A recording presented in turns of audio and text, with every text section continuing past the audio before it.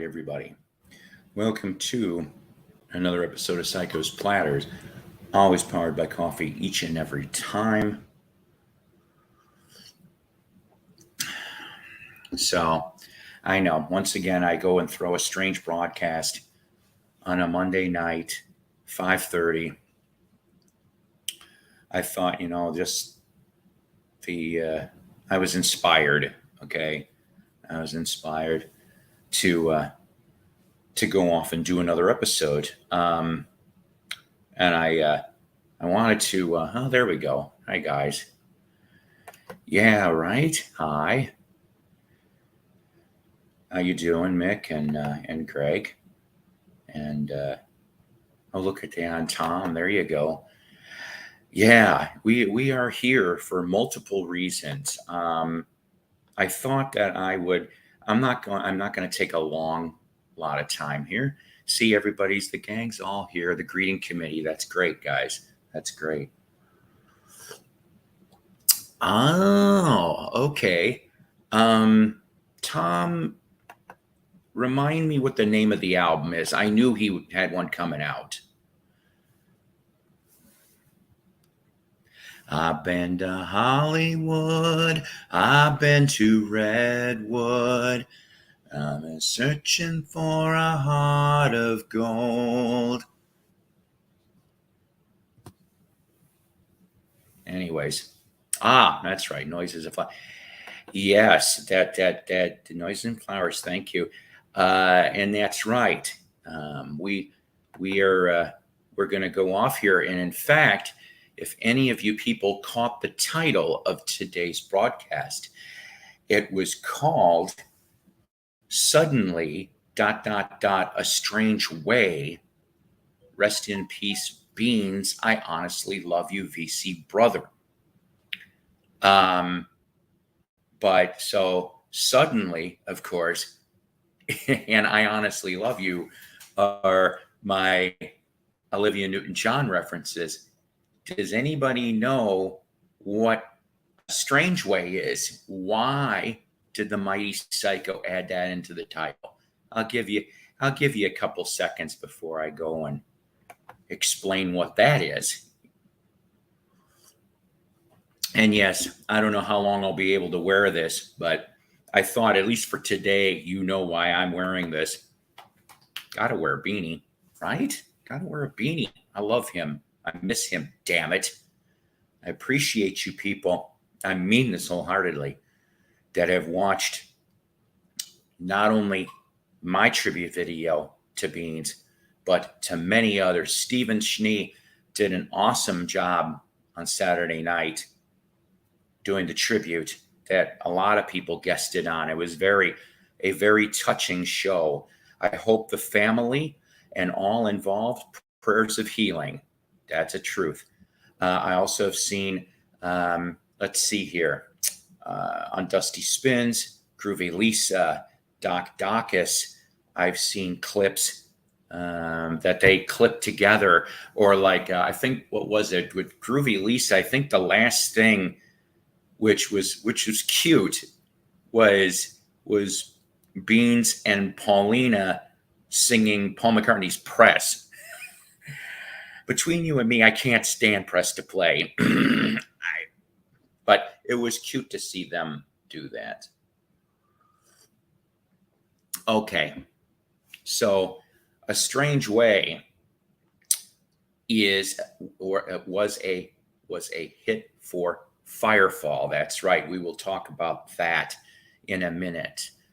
But like I said, rest in peace, Kevin Reed, aka Beans. Wonderful VC brother. Always will be remembered. Always. But no offense, guys, this is hot on my head. So it's true. When it's like still 80 degrees in your house here, you can only put up with that so much. Oh, Calvin's in the house now too. That's good.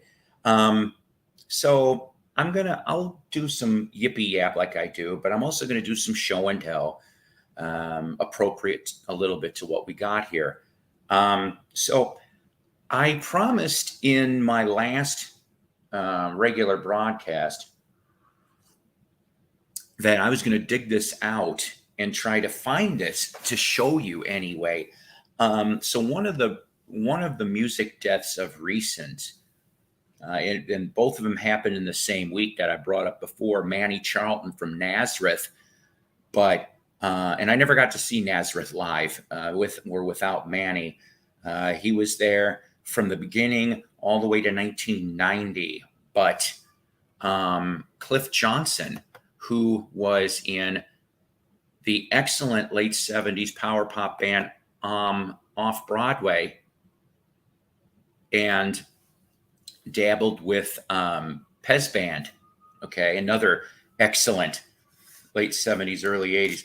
So I never got to see Off Broadway. I always wanted to for multiple reasons. Number one was because I loved the 2 albums that they put out on Atlantic Records. Okay, they put out other stuff since, but I always wanted to get the On album signed by the band, and Kenny Hark, who was the drummer on that album, who would end up also on half of the Airwaves album for Badfinger. Okay, so he was a member of Badfinger for a little while. So how about them apples, right? Now Off Broadway, they came from Oak Park, Illinois, which is just a skipping stone from Chicago. So even though I didn't get to meet him, what does the Mighty Psycho have that would have anything to do with this? So in the 90s, I won on a radio station contest, and I apologize, I don't know what year this is. I want to say the late 90s. Okay. Cliff Johnson and Mimi Bettiness, I hope I'm pronouncing that right. Mimi was in Pez Band, but these two would always be writing stuff together, okay? And so they did a holiday CD single. Hi, Dave. How you doing? A holiday CD single called Christmas Every Day. And I don't know if you could see it very well. I don't really have all the lighting going right now because it's still sunny, but signed by Mimi Bettiness and Cliff Johnson in silver Sharpie for Cliff. And go listen to this on YouTube. It's a nice Christmas song from back then, Christmas Every Day, with the late Cliff Johnson, all right? Okay, so we'll get to Olivia Newton-John in a minute. But the other music death that came down the wire last night, after a 2.5-year battle of cancer, David Muse has passed away. David Muse, original member of that wonderful late 70s AOR group Firefall, and he had many stints. He was back to being in that band. He was there for, I want to say, probably 10 years, the last run. And get that album Comet. I did a review. Go back and look at that Firefall Comet review and go get that CD. You will not be disappointed on that album if you love that band, okay? And David, you know, he did the sax work, he did flute work, he did all kinds of stuff. He also was a member of the Marshall Tucker Band, all right, from after original Tucker member Jerry Eubanks retired in 96. David Muse came in 97. And if I remember correctly on this, he was there from 97 to about 07, 08. Now, my David Muse story, I got to meet him. All right. You're talking here 2006. St. Charles, Illinois. St. Charles, Illinois is where I met David Muse because they, the Norris Center, which was a center that was on the local college down there, the Norris Center is actually a decent sized venue. I want to say it could hold 600-700 people. Okay. So, you know, some decent shows there. And Marshall Tucker was doing a benefit for the Fraternal Order of Police It was a Saturday afternoon show, or like early afternoon. So I mean, that was awesome. So I went with my friend Scott, and we drove down there, and that was a hell of a concert. Marshall Tucker was.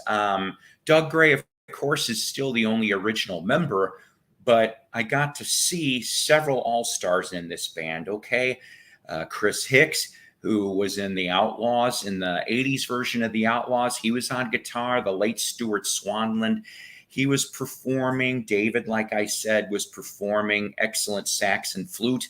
And B.B. Borden, the drummer of Mother's Finest, and Molly Hatchet.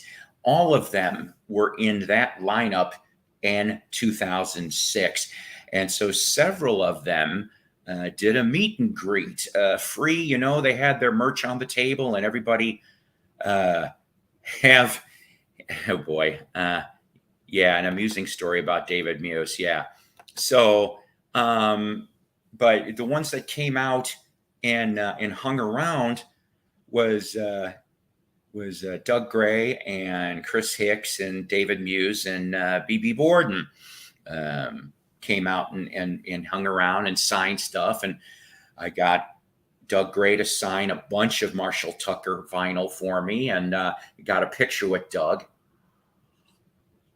I don't know why I didn't get pictures with David or BB or anybody else for that matter. Maybe they ran off real quick. I couldn't remember. But, you know, Doug was extremely very nice. Well, so, you know, everybody was extremely very nice. And so I got to see David, and I'm like, you know what? I brought the old Firefall stuff. And it just simply says, to Paul, David Muse.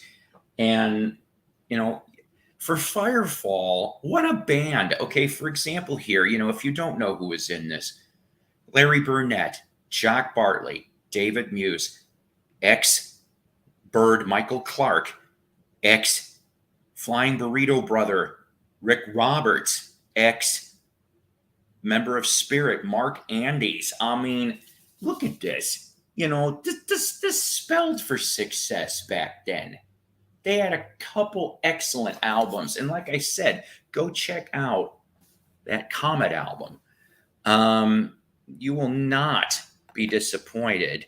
And go try to find that those handful. He was on 4 albums for Marshall Tucker. You'll have to like either go to the Marshall Tucker store or you'll have to go online. But he was on 4 excellent albums during that tenure of his. So I'm putting this up here. If anybody wants to come on, and the 7 people, I appreciate you guys being here. Just out of curiosity, since I didn't quite pay attention, is there somebody else doing a broadcast right now? I wouldn't be surprised, but that's okay. But Olivia Newton-John, you know, I'm going to tell you something about Olivia. Dead at the age of 73. It surprised me, not surprised me. And I know you're probably saying, well, what the hell is that supposed to mean, Psycho? Well, if I remember correctly, and if I'm wrong, somebody go off and put this in the comments. Didn't she have breast cancer twice? Yes. You could technically put them in country rock as well, Calvin. And no kidding, Tim, you are right. I'm glad to see you here. I just, what a week. You're right. What a week. You know, I'll never get over. I'm sorry. I'll never get over Beans being gone. Just, it's not. He was like my VC wingman. Does that make any sense? Nobody can replace the VC wingman.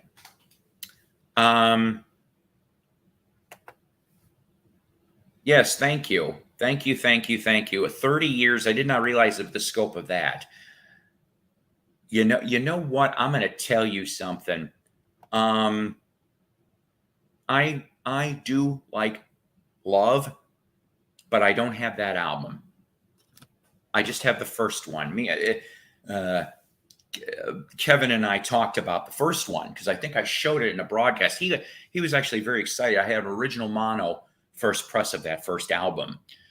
I need to go get that Forever Changes. Okay. I'll listen to it on YouTube so I can get the scope of things. But you know what? Screw it. Maybe I won't. I want to have a self-discovery moment. Okay. We all had self-discovery moments. So thank you. Thank you, Fox Guy, for bringing up that. Yes. Yes. Okay. So I know I go off tangent all the time, right? So here's a true story. I wrote to Arthur Lee. I wrote to Arthur Lee when he was in prison. And I know you're probably like, oh, why did you do that? But that wasn't the first time I've done that for different musicians, but it was the last. I haven't done that since. I just wanted to give him words of encouragement. Never got a response back. Maybe the guards are like, oh, here's another nut job. You know, I did that for Jimmy Songs, who passed away also last week.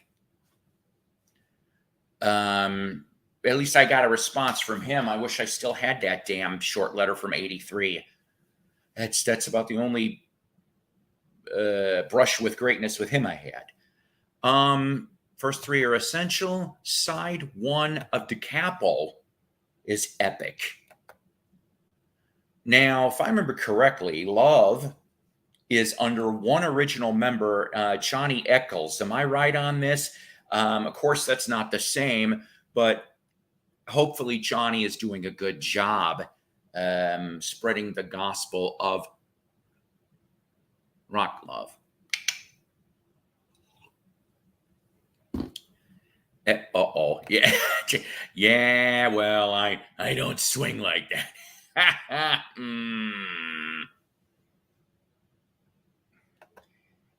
Calvin, just let me tell you this. I have so many albums in my collection, and for a long time, my goal was to listen to an album a day. I fell behind. Does that explain anything to you? Greg, thanks for coming on. Take care of yourself. God bless. But so that's the thing.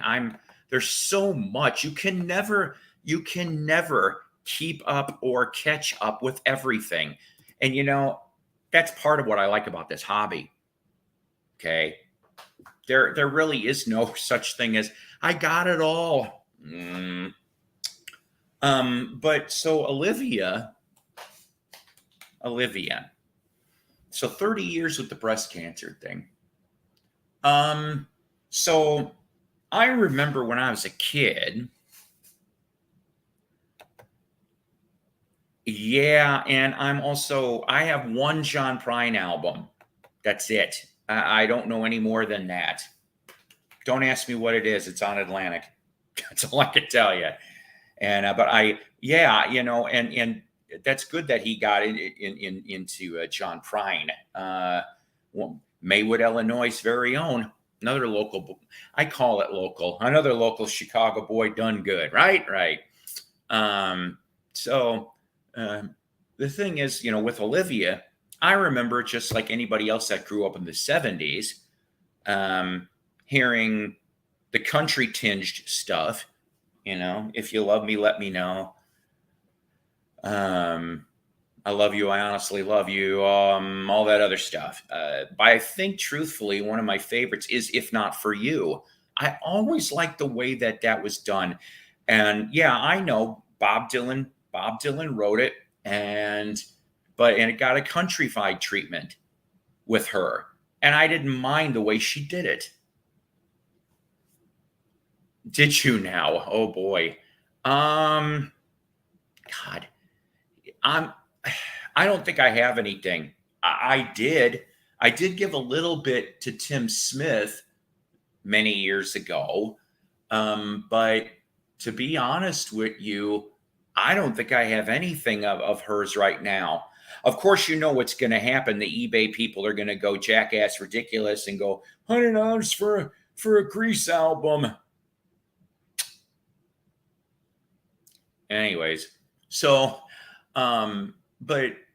so yeah, so if not for you, so that early 70s stuff, I still remember when she got that award from the country music, and oh, they were so pissed off.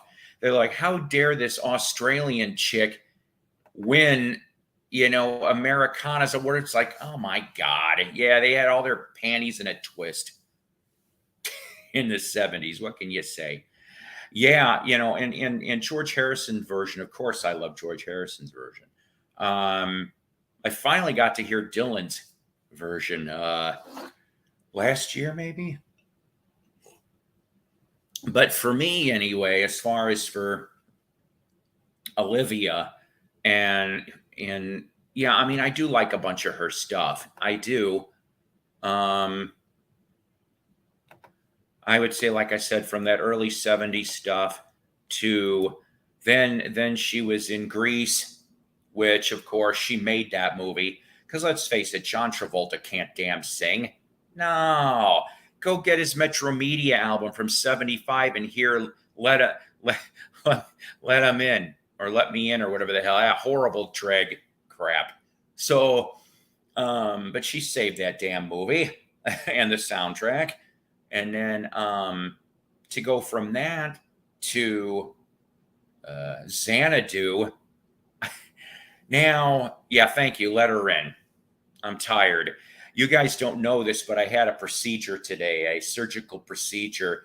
I'll just say it really quick. I had a colonoscopy, endoscopy, and I know you're going, how could you be drinking? This is decaf today. So I couldn't have any food for almost 2 days and drink since last night. They did find something. It's being sent off to pathology. That's all I'm going to tell you for now. So prayers on that. But so the thing is that Xanadu was brought up actually it was yesterday, actually. It was the 42nd anniversary, 41st. I can't damn remember. Because didn't it come out in late 80? Yeah, gonna let her in.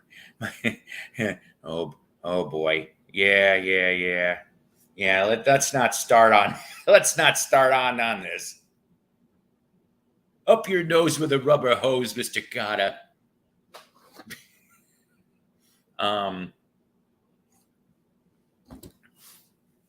Excellent soundtrack, Xanadu. Not so excellent movie. But I had to go back because that Xanadu album, of course, obviously Olivia's all over that. Gene Kelly's on a track. It was Gene Kelly's final movie appearance was Xanadu. I like Gene Kelly. I always did. I thought that was kind of neat. ELO, of course, controlled a bunch of the proceedings. And on one song, the Tubes show up. Can't forget the Tubes. That was as they were losing their contract with A&M, though. So they squeaked out Dancing. If you've never heard Dancing, it's quite interesting. I'll leave it at that. And then, and let's see what. Then Physical came out, which, of course, for that time, Physical. She looked hot. Get in that fitness get up. You're damn right. She looked hot. But I'm more into brunettes than blondes. But the point is of course she looked hot. But I loved how she made fun of herself and everything else in that damn video. And I'm like, okay, at least we know you can take a piss, take the piss and take a piss, and that's great. But I think the last song that I remember, and somehow I saw this movie many years ago, I think on HBO or Stars or some shit, Twist of Fate, which basically reunited John Travolta and Olivia Newton-John in '83, if I remember correctly. And I like Twist of Fate, the song, but that was the last thing I listened to. I remember seeing in cutout bins, oh boy, here we go, Soul Kiss. I think it was from '86, if I remember right. That controversial cover. Needless to say, I did not buy that even for it was down to like 98 cents. And I'm going, maybe I should listen to it. I don't know. Anybody in the comments, did you listen to Soul Kiss? Is it any good? But yeah, so 83 was kind of the last time I really heard anything from her, to be honest. And then she fell off my universe because, well, there was so many other damn things to listen to. That's all there was to it. Let's see. I didn't get very much for finds. I did find, it turns out this was a duplicate, but a better looking duplicate for Box Top Super Hits. Found this for $1. Very, very nice. I always liked the box tops. I'm telling you, I still can't believe Alex Chilton was 16 when he sang The Letter. But let's say, which of course is the first track on here. Oh boy, I forgot they did a cover of Whiter Shade of Pale. John D. Louder mix Break My Mind. Burt Bacharach, Trains, Boats, Planes. She Shot a Hole in My Soul. Neon Rainbow. Cry Like a Baby. I love that song, especially with that sitar part in there. They tackled I'm Your Puppet. Dan Penn, I Met Her in Church. You Keep Me Hanging On. Yeah, Supreme stuff. And lastly, Choo Choo Train. Choo Choo Train. So, Box Tops, the only vinyl that I found. I do have some CD stuff I'll show in a minute because, believe it or not, I had this pile I was going to show Beans in the next episode we were going to hang together. So I might as well just show you this stuff as well. And ladies and gentlemen, we have here one of the best in the VC business. He's got his own radio show. Uh-oh, what happened? You went white screen, buddy. Yeah. Oh, there you go. That was weird. Yeah. It's like it's all white in the background, but your name came up. My internet's not great sometimes. There you go. Like yours. I was like, go into the light. Go into the light. See, Fox Guy says, check out Burrito number 2 from with Big Star. You know, I'm going to tell you something. All these years, never came across any Big Star or Alex Solo stuff. I've only ever found box tops. He's my guy. I mean, Big Star's probably my favorite band, even ahead of the Beatles. Alex is my guy. So they did a live album. I think it was when they reunited with the half lineup. Alex and help me out here. It was in the 90s. Yeah, I don't know if they did a live album. They might have. They did a studio album. Yeah, I think that I apologize. I think that album came out after the fact. It came out after Chilton's death, and it was recorded in Columbia, Missouri, because there's which is about 3 hours away from here, and there's a big college up there. Columbia, Missouri, very, very big college town. Also, a very, very cool town with some cool clubs, small and medium size. So yeah, go figure. They recorded this reunion gig. It's out there somewhere. Somebody mention it in the comments, please. I'm being lazy today a little bit, I guess.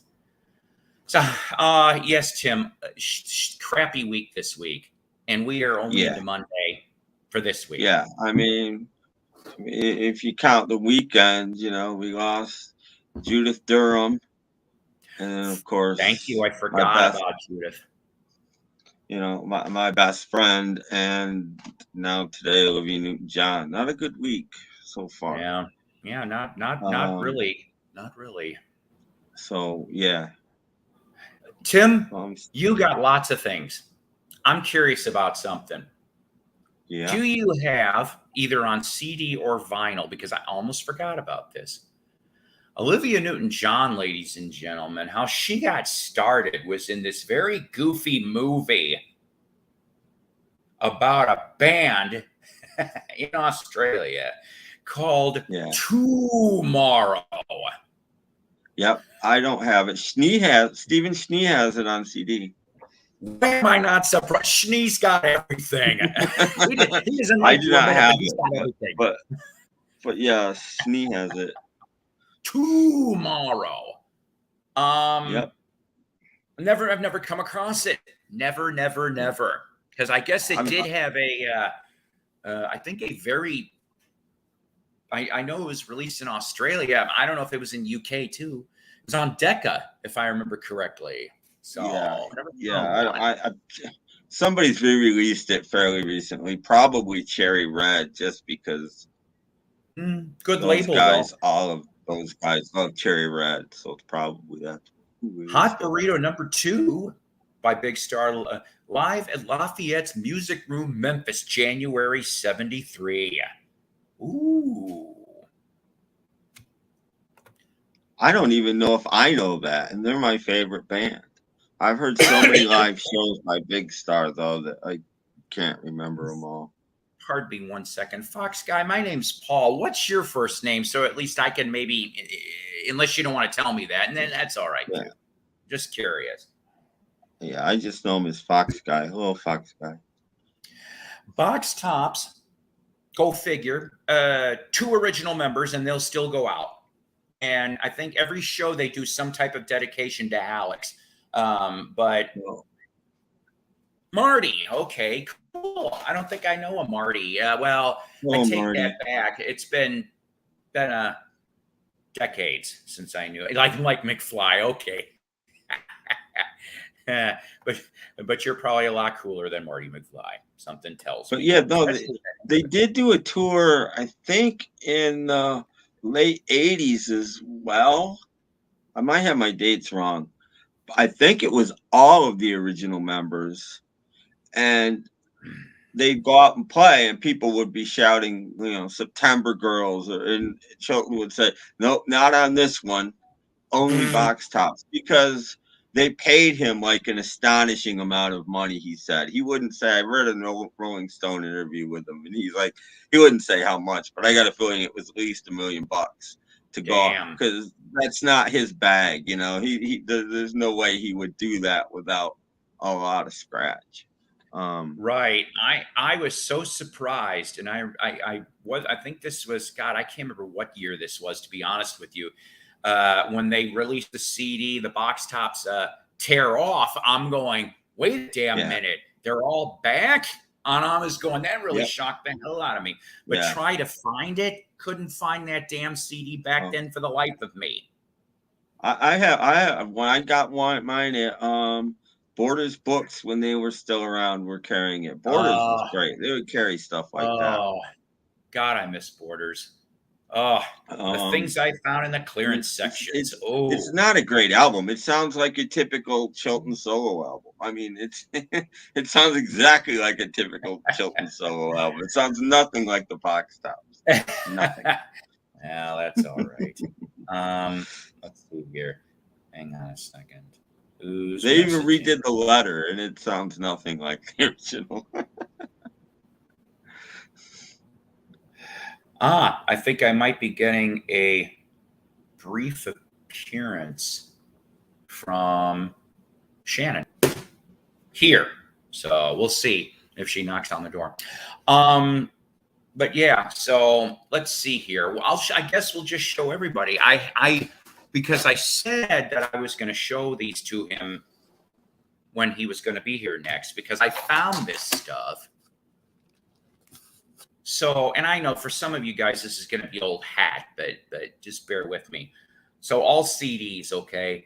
The Hollies Epic Anthology from the original master tapes. It's actually a really good little comp for back then, I think I have that. Yeah, this one here had a unreleased alternate version of Magic Woman Touch. And let's see here, previously unreleased stereo mix of Everything is Sunshine, and a mono recording of Do the Best You Can. I brought this up before in front of him that with the Hollies is concerned, the Graham Nash years was the best. I mean, sure, they had those hits in the 70s, but, and then another one that at first I didn't care for him, but he kind of has grown on me a little bit. Tim Buckley, I ended up, finding that little thing. I've got this one here, and Mhm. let's see. I've got 2 Tim Buckley comps. I don't have any albums. I've got 2 comps on CD. Um, but yeah, so I don't know enough about him. Once in a while he would rock, which is interesting to me because, he was basically a folkie, but once in a while he would just let loose. and then I found this one on vinyl too for $1. I have it in a box somewhere. Tim Buckley's Happy Sad, which, believe it or not, you have Cherry Esther and Zalian Janowski, excuse me, produced this thing. And I'm told they're on it too in little bits and pieces. But I mean, look at that little photo, eh? I mean, it's just, I don't know. I need to explore more of him. He's pretty cool. I'll tell you, the one that I need to explore a little more, and I'll admit I'm way late to the game. I know who he is, Nick Drake. I love Nick Drake. See, now Nick Drake I've heard. Well, Yeah. he only did 3 albums, and then there's there's comps and things. Well, let's outtakes see. But So there was this, I don't know, there was this charity sale in town. And I didn't even know they were having a charity sale. It was in this barn. It was downtown. They were having some outdoor small festival. And I saw this big box of albums. And I'm going, ooh, I'm like, I hope there's something good. And towards the back end, and they were only $1 a piece. Maybe I'm stupid on this, but I found Nick Drake, but it wasn't the 3. It was oh God, early to mid 70s, late 70s. But as soon as I saw it, one side looked beautiful, the other side was very questionable, and that I think is the reason why I didn't get it. I probably should have got it just because I'd have picked it up anyway for yeah. $1. Yeah. Let's see here. Not a big one. That's all right, Ollie. I mean, like I said, like I said, I liked him better with Graham Nash. I know they're still around, and it's down to I think 2 original members, but no Alan Clark. He retired. Yeah, Zal was like, yeah. I mean, Zal was like the heart of Spoonful, in my opinion, and Sebastian was the soul of it. But so let's see. Oh, and then we were talking about Pink Floyd, and I came across this on CD this is from a few years back, and I really was surprised to find any Sid CDs, and all these CDs that I picked up, $1 a piece back then. I went to this little hole in the wall joint outside of town, and they were all outside under this carport, and it was all tarped. So he pulls the tarp. There's boxes and boxes and boxes of CDs. I'm going, holy crap. It took me close to 2 hours. So then I find these 2. I'm going to make myself big for a second on this just because of the significance of these. So I never saw these before, ever. These were made in 1999. And the price tag on here for 1999 was $50. But I can also see somebody stuck. I'm assuming this is European rates for stickers, but this came from Italy. Pink Floyd, a collection of rare tracks, Anthology 1 and Anthology 2. Now, I'm guessing, of course, all of this has been finally legitimately released. I don't know. Love how it says, not for sale. promotional only. These are double discers, by the way. Here's your Mhm. inlay. Okay. But like the first CD, you're going in timeline here. So remember, this is 99. Mhm. And sorry, hang on. Okay. So we go from the early days with Sid, Lucy Lee, King Bee, which of course was back then an acetate single from the archive 65. And then it just keeps going through the Sid years. So you go all the way through that. Lots of very cool previously unreleased songs, single version mono mixes, alternate versions. Like here, Jug Band Blues original mono mix from Saucer Post Secrets. Disc 2, you start out with Heartbeat Pigmeat. And if I remember correctly, wasn't that on the Zabriskie Point soundtrack? I could be. I don't know like their soundtrack stuff and all that Gotcha. very well. And then it goes all the way down. So now you're looking at 70 stuff to Not Now John, original single remix Visions and the Hero's Return Part 1 and 2. So that's your first part. Then the second part here, which has got less tracks, but here we are anyway. You go from Arnold Lane, which is the first single original acetate version. Same thing for See Emily Play, and it just keeps going down. Embryo was a previously unavailable original Picnic version, 1969. And then, of course, disc 2, it starts out with Let There Be More Light from the BBC session, 69, going all the way to the end. Eclipse alternate version, 1973. So I thought that was pretty damn cool, like I said, to find these things. And of course, I've always liked this picture. Yeah. I such an awesome, but yeah. So, I mean, hey, I don't hope you weren't waiting too long, buddy. Hope you weren't waiting too long. No, I just jumped on because I was eating dinner and I don't have, I got rid of my Wi-Fi because my Spectrum Wi-Fi sucked. So I'm using the clubhouse where I live. So I got finished eating it and brought some stuff over. But now I'm nervous because I don't think I've ever been on with Tim Allen before. I'm in awe. Why? We're one big community. Well, one big happy community.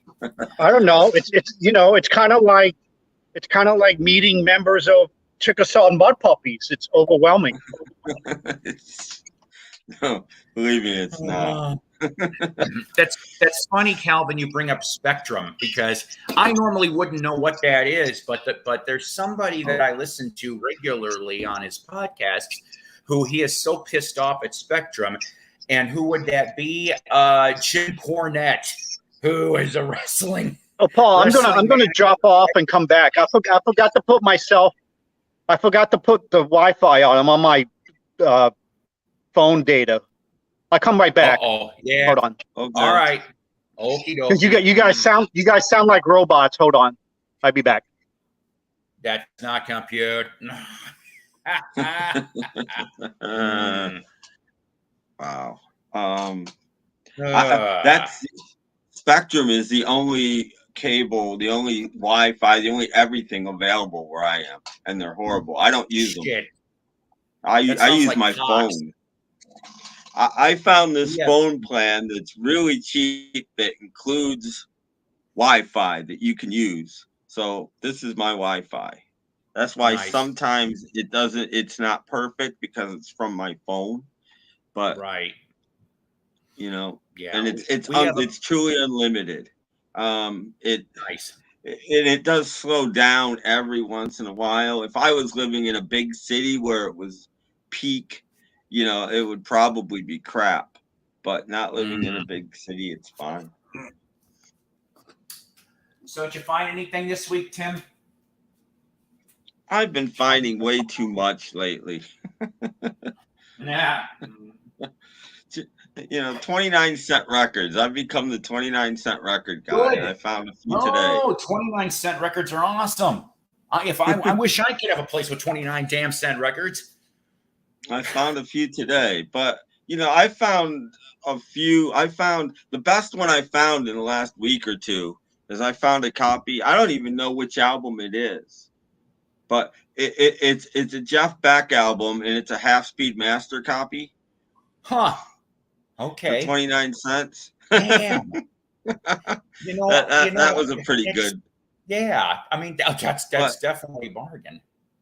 But I found the first two Dylan albums, original copies on the 2i label, one stereo, Wow. one mono. The first one was mono, second one was stereo. Wow. Found the first Crosby, Stills and Nash album for 29 cents. Some good stuff. Right. Genesis, A Trick of the Tail, I found for 29 cents. A I love Dio that. album. Mm-hmm. I'll be honest, I bought the Dio album to flip. I'm not into Dio, but for 29 cents, I wasn't going to leave it there. Right. Today I found a later, and I don't remember the name of the album, Steve Winwood album for 29 cents, still sealed. Still sealed, even for that matter. I definitely bought that to flip. See, you when I got find a second still sealed albums, I'm like, now you're back in the high life decision. again. Yeah, it's after that one, but it makes my decision on what to do with it easy. If it's still sealed, I'm flipping it. Now you can flip it to Valerie. Let's see. No, it's a later one. It's from the late 80s, passed back to the high life. It doesn't have any hits on it. It's probably his first one that didn't have a big hit on it. Wow. I mean, it's not that new. That's funny that Walrus that you bring up New Riders, the Purple Sage. God, how do I explain this? Is it Ark of a Diver? He's asking. No, it's way past that. It's like I said, mid to late 80s, 86, 87, maybe around that period. My buddy Doug Fields from the Vinyl Grotto acquired a couple years back now a bunch of paperworks and effects to a gentleman that was loosely involved in the New Riders 1970s.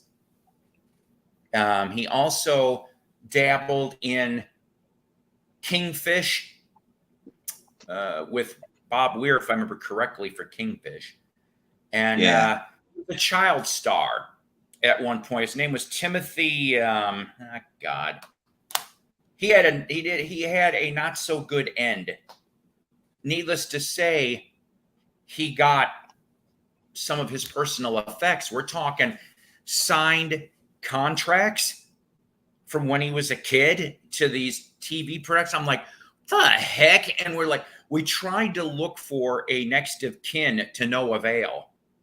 Mm-hmm. And it's just kind of sad in a way, even though Timothy passed away due to drugs, but still it's just like, but he engineered and he went on tour with the band, like behind the scenes, like for the sound and stuff like that. Mm-hmm. Hi, Calvin. Hey, I'm back. Sorry about that. Again. I got so excited I forgot to switch over. I was surprised the phone data got me as far as it did. Because when I first got rid of my Wi-Fi, I tried to go on a live stream using my data, and I couldn't even get on screen. I guess getting kicked out. So I was pretty amazed I even got on. Wow. Oh. I don't know. But you were mentioning this guy, so I had to dig out the photo. It's not a Olivia Newton-John, but it's better. Yeah, there you go. There you go.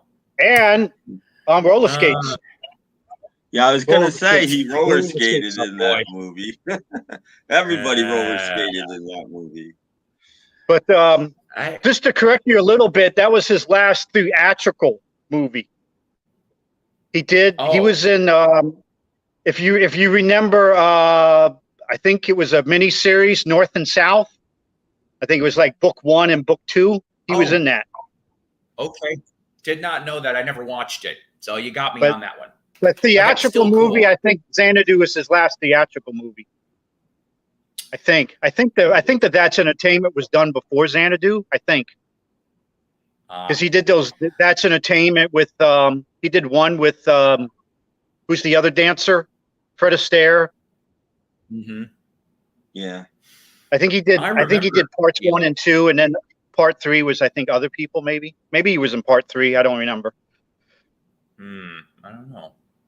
But I think they might have been before Xanadu.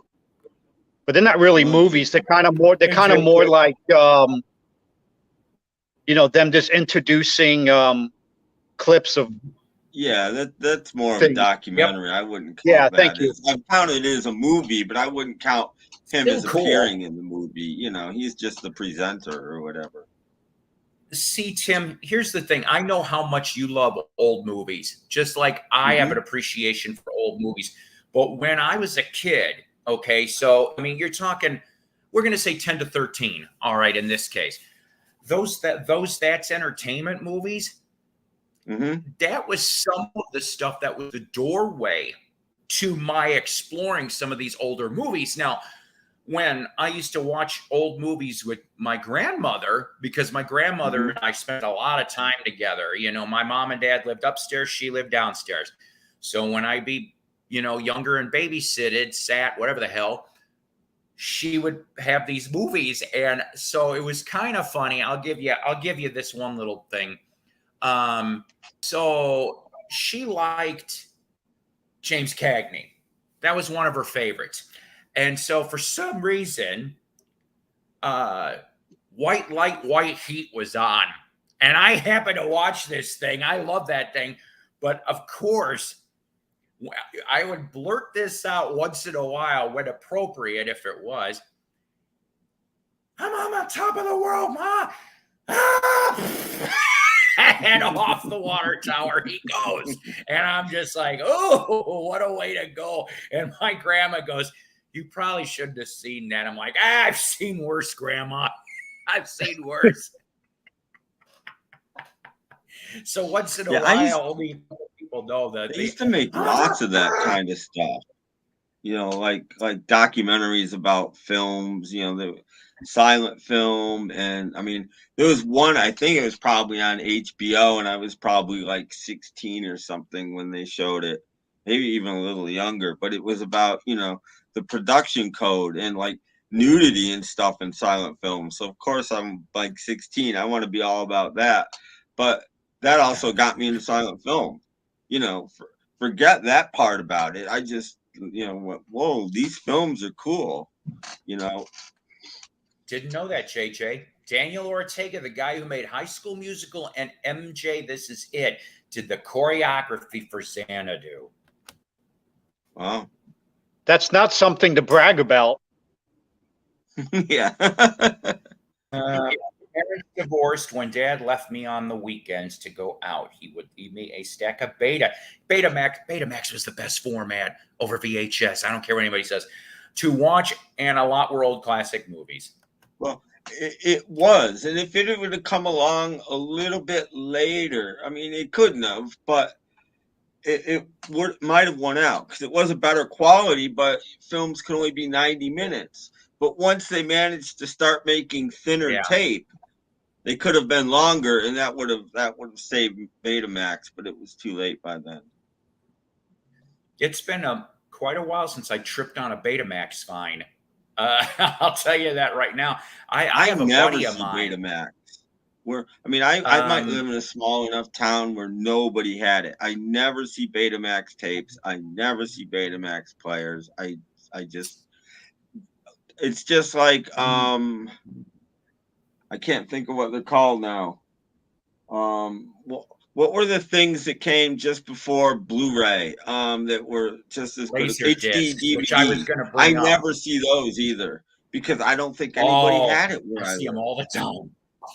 Oh, see, I never. I see them all the time. I've seen like one. I've seen like one ever. They just they don't exist anymore. my buddy Jim still has a working Betamax player. Go figure, at least as of 2020 when I saw him last. And I'm like, he takes good care of that thing. He's got all kinds of other mediums, but he loves finding these. And so I remember one time, just only once, that I was able to help him out. Now, this was the days where the cell phones were just coming in, and you had to count your minutes and shit with the card. So I made this quick call to him. I'm like, Jim, get here, Bethesda Thrift, Crystal Lake now. Why? There's a shit ton of beta. It's all rock. It's all music. There's Rat. There's Judas Priest. It's all in beta. And he's like, how much is it? And I'm like, I don't know. Let me find out. How much is it? $10 for the whole damn box. I got $10. All right. Click. Put the 10 down. I went off and I'm like, hey, wait a minute. And I'm like, I forgot. I got to give a little money to my kid. Will you do 8? Yeah. Okay, good. Fantastic. Threw the $8. Took the whole damn box. He was happy as hell. Gives me gas money too. Works well for me. But my buddy is into laser discs. He's got so many laser discs. And well, yeah, well, I like the quality too. I never owned one, okay, but my next door neighbor did. So I would go over to his house from time to time, and we would watch whatever the hell. His parents were well-to-do, they could afford anything. Mm-hmm. So that's how I got to see the first Laserdisc bits. Well, he lives in Chicagoland area like I did. So, for example, he went to C2E2, which is a major con over in Chicagoland, and he's really much into the horror sci-fi genre. But there was some items that he wanted to get because Alex Winter. I don't know if that name sounds familiar to you people, but he was in this movie called Freaked, which I'm looking into watching. He quickly bought it on Laserdisc off of eBay because everything else was not coming in the timeline he needed for that con. And so he took that Laserdisc to Alex, and Alex signed it, and he goes, what the? He goes, I didn't know this thing came out on Laserdisc. He goes, and I think he was kidding. He goes, damn that movie company. He goes, they probably cheated me out of the Laserdisc sales too. That's what he said. Out of the $200 they made on the Laserdisc, I mean, you know who has a big, collection of Laserdiscs? JJ. Yeah, no, JJ has I know that. And JJ is asking me a question Tyler. Here, and I don't have a great answer. I'm so far behind in my Duel's good. JJ.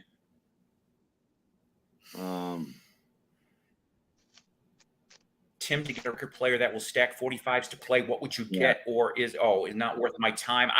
You know what? I remember when I was a kid, I never felt very comfortable with having them all stacked, and then just didn't. Well, it's fine. I mean, 45s, unless they're why can I ever think of words anymore? It's because I'm old man.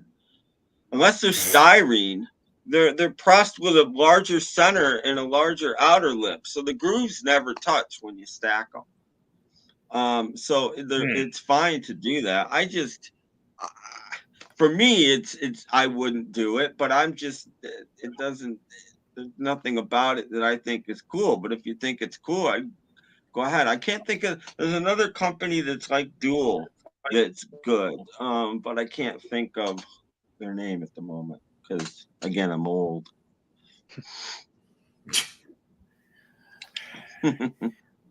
Ooh, well, Let It Be on Laserdisc. Yeah, that would be pretty cool. What was it? My buddy Doug has the anthology on Laserdisc, and I remember one of my first visits to his place. That's what he showed me. I'm like, what the hell? I said, I didn't even know they made it in this form. Not only did he have that, I wish I took a picture. There was a promotional poster that came out for that, and he got that from whatever the local video store was in 95, 96. So he showed me the poster too. I'm going, what the hell? I said, and I've never come across another Laserdisc set since that. They've got to be rare as hen's I teeth. haven't. Well, that's what I'm saying. And, Of course you do. I'm teasing. Of course Yeah. you do. well, no, they were cheap for a while. But people were when Oh, they yeah? were dirt cheap. There's a lot of empty boxes because here's what people were doing. They didn't want Laserdisc, but if you could pick this box up for like $20 shipped on eBay, which you could for a while, they would get it, toss the Laserdiscs, and put their albums, make a box set of the 3 anthology albums, and put them in Oh, the wow. box. I never would have thought of that. Make it. Yeah, I never They thought just of fit that. in there nicely, and it was a nice Oh. box set, which I think is a waste. Wish I had. Yeah, I wish I had those anthology vinyl. I don't. It you know, and here's the thing. I bought all of those back when they were brand new. Well, not the first one. Okay, I didn't have to for the first one. The first one, I don't know if you remember, but a lot of radio stations were having contests to give away that anthology one. And I was pretty damn good at dialing a damn phone. And I got one. I still have it around here somewhere too. Promotional. I mean, it's on the Apple part of the CD, and it says promotional use only. Don't resell. Mm-hmm. And I got to listen to that. Go figure. I don't understand this, but I get it. The CD was supposed to come out on whatever day it was in 95, if I remember right? So I went a couple days earlier, and I went off, and I knew the secretary. I did. Everybody knew me back then. Whenever I come through, and I said, "Hey," I said, "I'm here to get that." "Oh yeah, here you go. Just sign for it." I'm like, "Thank you so much." And I was one of the first damn ones, probably outside of promotional people, to listen to that damn thing days before everybody else did. I loved it. I soaked it all up. I listened to it maybe 2 or 3 times all in a row because I'm like, you know, we've been waiting for this shit. Sure, some of it was on bootlegs, but some of it wasn't. And we were just like, you know, we needed this. And then for 2 and 3, yeah, but I was there at those I think midnight the first parties. one is the worst one, though. Well, but you understand where I'm going on this. I Tim. wish there was less talking on the first one and more tracks. Yeah. But that's just me. Paul, you mind if I do some show and tell? The second two play like albums for me, and the first one plays like a history lesson. Okay, you're up there. You're up, Calvin. Let's see what you show and tell. That's the game I play. Sorry, I don't have any Firefall, but I do have some love in more ways than one. Nice. Mono, stereo? Oh, you always ask me the tough questions. Stereo, because it says stereo on it. There you go. Okay. Awesome album. And then I don't have Forever Changes either, even though I know it. But I do have a second love. It's my second love. Nah.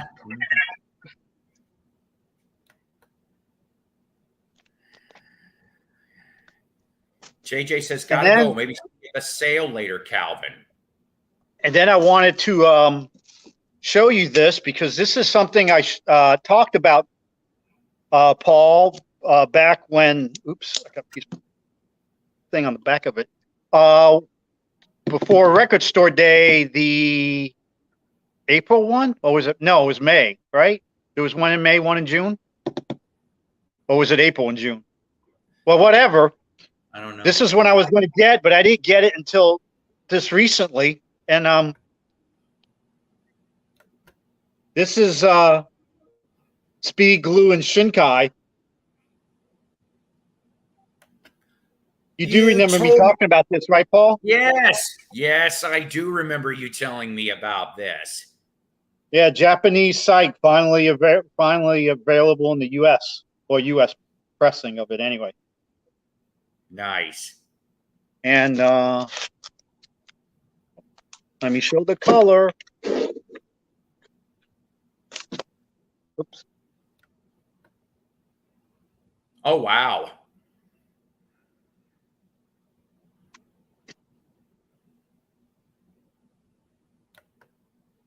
That is nice. What is it? Like a smoky, it looks like yellow orange to me. Yeah, I kind of think it's more orange. I kind of think it's like orange swirl, like the ice cream That's bar. nice. And I decided to grab this one because some time ago you were talking about Brotherhood. Yes.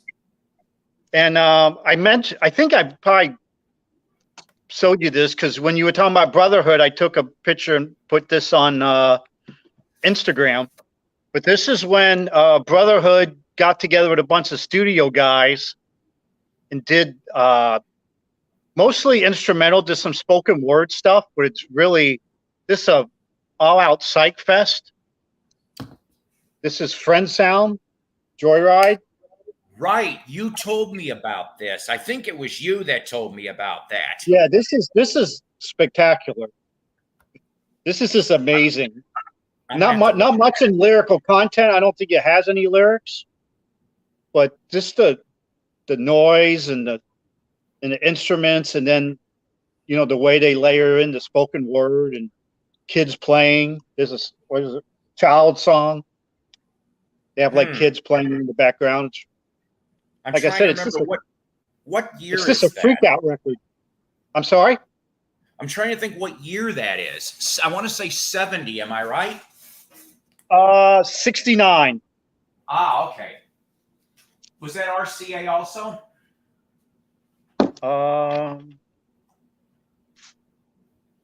Yep. RCA Victor. Awesome.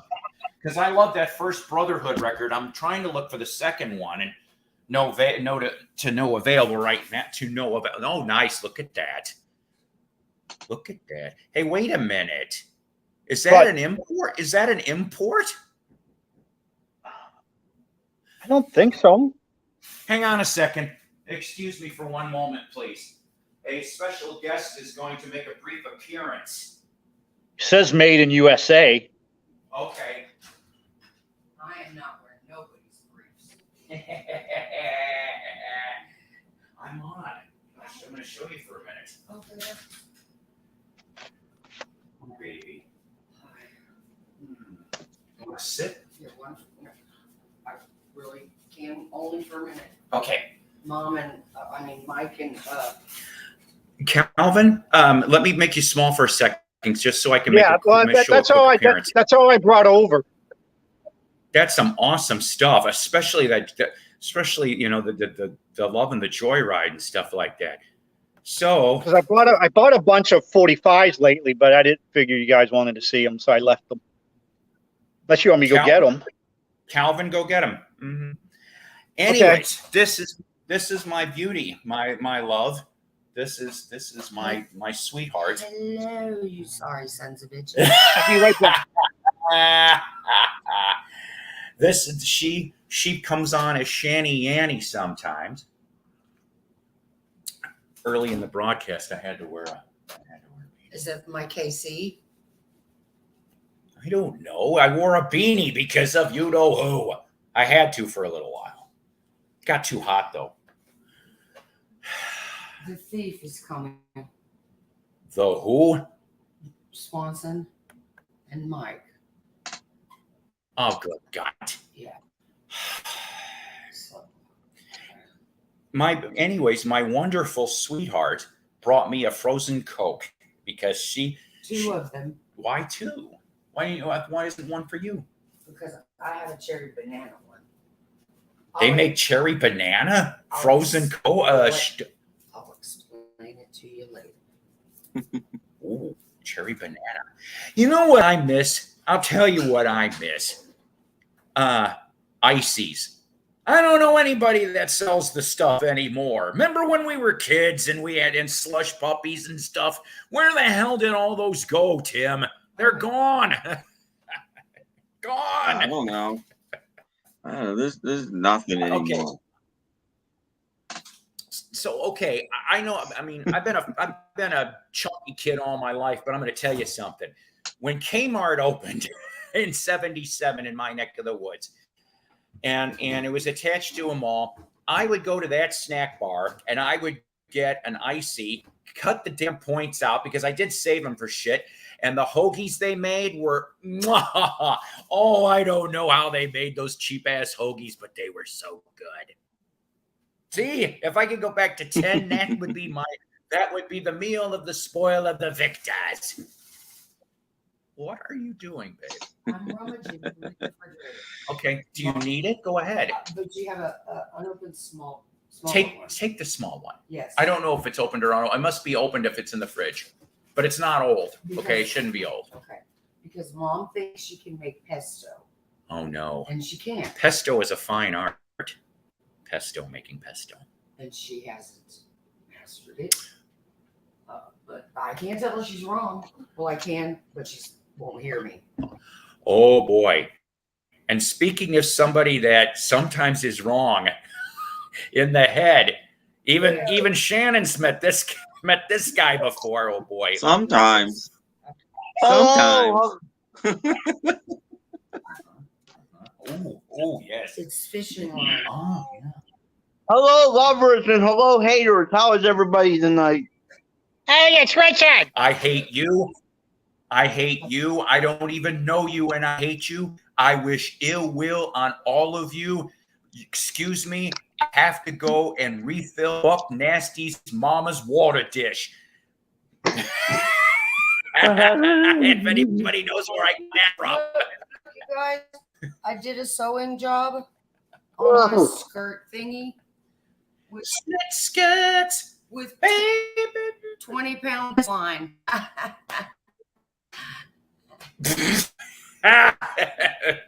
She lured me in, kids. That's how she lured me in. So, how is everybody doing today? Besides the obvious. Yeah, no You kidding. know what I miss? What? Daytime hook. That should be a band name, Daytime Hookers. All right, I gotta go. All right. Love you. Yeah, I gotta wear She them. is so awesome. I need to wear them when I'm on these streams. Nothing else gets stolen. Yeah. I'll not be back in the emergency room tonight Why? because I'm gonna beat his ass up. No, you would not look good in Prison Orange. Don't do it. Well, it'll force me to have it shoplift. Jeez. Daytime Hookers. That should be a new band somewhere. If it's not, I'm trademarking it. Oh my Richard, god! the glasses, poignant. Poignant? I don't fucking can't talk today. Yeah, I gotta wear these when I'm on the phone or when I do that stuff because it affects it messes with me. He's got the Jeff Kendall look going. He's got the glare, so it looks like he has little alien eyes. Yeah. Now, Paul, you gotta give me. Paul, you gotta give me permission to speak because I'm not allowed to speak unless I'm told. So, All right, who told you that nonsense? yeah. That is not true, Richard. You just like interrupting people when people Yeah. already started talking. Yeah. You could talk all you were never want when no told one else not is to talking. speak. Yeah. You were never told not to It's- speak. You were asked not to interrupt. It's a difference. Exactly. It's common courtesy. Exactly. Come on, Richard. Love. Feel the love, Richard. That's right. I do feel the love. Can you feel the Feel the love? love, Richard. Can you Uh-oh. feel the love tonight? Oh, Could this be the new album showing band? You know, is this going to be our niche? We show love records. Richard, where's your love? Listen, people. Richard, where are your love records? Love records. I don't have a love record. Speaking of showing something, I guess I have to show this. I guess I can't not show fuck that. me. Oh, you know what I should have brought, Paul? Yeah, go on. I'm listening. I should have brought my Taiwanese pressing of the second Monkeys record. You're damn right. Do you have any Taiwanese Monkeys? Listen, I have never come across any Taiwanese monkeys. Or now saying that though, I came across one Taiwanese red vinyl Beatles and a Badfinger album, all in the same lot. I tried to buy the whole damn thing from this guy, and he did not like my offer. I said, look, I'm sorry, that's all I got right now. So, Tim, Yes. in this issue of Goldmine, with the Scorpions on the cover, there is a dealer in here from Joliet, Illinois. And I don't think he's related to Jake and Elwood, but God knows. And so in the rarities on compact disc section in this issue, there is a Partridge Family bootleg. And and I'm going to buy this damn thing. It says the Partridge Family Missing Pieces, 17 unreleased songs from the TV show. Yeah. Yep. You can buy it as a bootleg. You can buy anything as Then a you can be bootleg. happy with all. See what I did there? Were there that many episodes that you would have 17 unreleased songs that appeared on the show? Wasn't it 4 seasons? Not Frankie Valli. I'm talking about 4 seasons on the show. I don't know. Yes, there were 4 seasons, and there probably were because there might be some later episodes, especially where they stopped putting out albums. But the show's still on, and they're still doing songs. But like, I don't know where it is. Nice avatar thoughts, you guys. As long Hey, Danny. as long as it's not Partridge Family 2050 AD cartoon. Maybe it's from those. Oh, God. Remember that cartoon? I've never seen that. Yeah, I don't know. But the last greatest hit that came out has 3 unreleased songs on it that were from the show. I can't find my copy right now. But And what was this again? I'm sorry, Tim. so a few of those have come out. Yes, Tim is very knowledgeable. Tim's awesome. Everybody's awesome, but Tim is awesomer. Awesome. Nah, There you go. I'm slightly above I know some average. stuff. I know some things. I know some things. Yeah, I didn't watch. Danny, thank you. Are you calling me? Oh, you know the dog. Is your mama calling you? No, she's yelling at the dog. I thought she was calling me. I thought somebody was going to say something. I'm sorry. That's why I shut up quickly. Who had? Oh, I was something? gonna show my 45s. That's right. And then Tim looks like he's got something too. So let's go, Calvin first, then Tim for the show and tell. Well, I got a whole bunch, so I just do a little bit and then let Tim do it because I don't know how much Tim's Okay. showing. That's not fair. Because I got like about 30 45s all at once, but this is an earlier shipment that I got. But since we were talking Xanadu, why not show you some ELO, Drum Dreams, and All Over the World. Love those songs. Love all over the world. And that's the one that's the part of the movie when that's the Gene Kelly part, right? When he's buying new clothes. Yeah. And then he's in the pinball machine and he's like banging up against the pinball machine. He's like inside the pinball machine. And then this is Hold On Tight. I bought this just so I can improve my French. And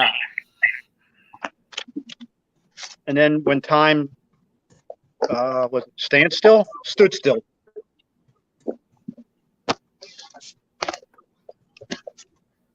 And then this was something I was kind of surprised about because when I was buying some of these 45s, I was looking for stuff that I would never buy the LP for, because I don't think I would ever. If you showed me 4 photos of bands that said pick out Blues Image, I don't think I could do it.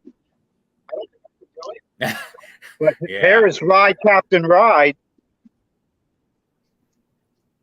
But the part that I found amazing is the second side, Pay My Dues, because I really know nothing about Blues Image other than, Ride Captain Ride. This is really, I guess that's why they call them Blues Image. It's actually, Ride Captain Ride's not blues, but this is very bluesy. So I got to really check this band out. Maybe I've been missing out on them. If a lot of their stuff's really bluesy, not yacht rock. Because Ride Captain Ride is like yacht rock. Yeah. Other than the misheard lyric. Where what is it? Get aboard my mystery ship, but it doesn't sound like ship. Yeah.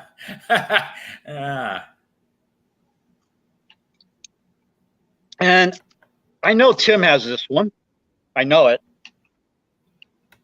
The Barbarians, because this is right up Tim's alley. Yeah, I have that. You got this one. Yeah, see, I knew it. Yeah. Well, I mean that's one of my goals. I want to have every record that was on the original Nuggets album, every original 45. I've only got about half of them. Then I just do a couple more and then let Tim go. I don't really have anything to show. I was just waving my phone around because my internet's not very good at the moment. Oh, okay. Uh-oh. Because I want to make sure I you saw had your that little phone. in your comment there. Uh-oh. Yeah. Here's another one-hit wonder kind of thing. How Long by Ace. There you go. With Sniffing About, which actually is not a bad song. Paul Carrick, my generation's version of Eric Clapton, Could Never Stay in a Band. Well, yeah, I used to think he had the record for the guy in the most bands. And he might. I don't know. It's between him and Clapton, actually.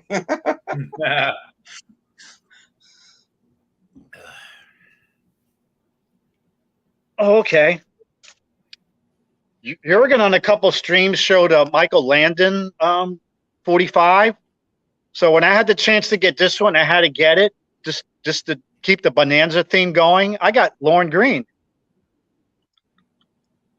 Yeah. With what is this? Oh, Ringo.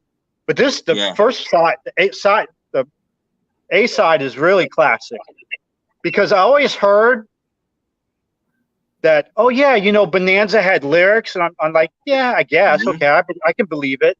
Here it is. Yeah, he sings Bonanza with lyrics. That's actually the B side, though. Ringo was the A side of that record. Okay, I have that record. Ringo was a hit. Ringo was a top 40 hit.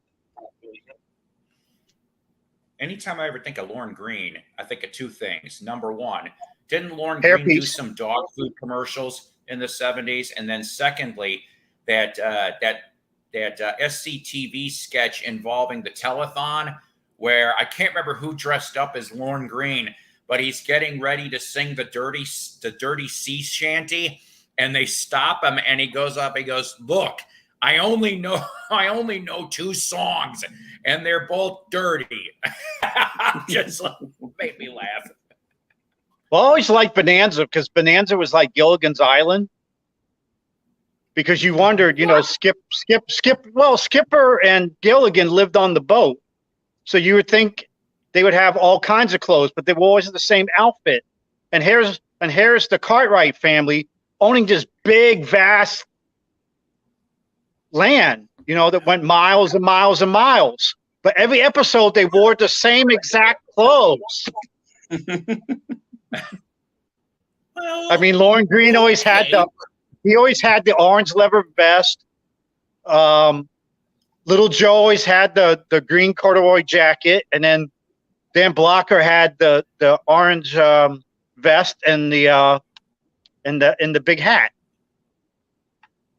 They always wore the same all clothes. right. I never thought about it that way.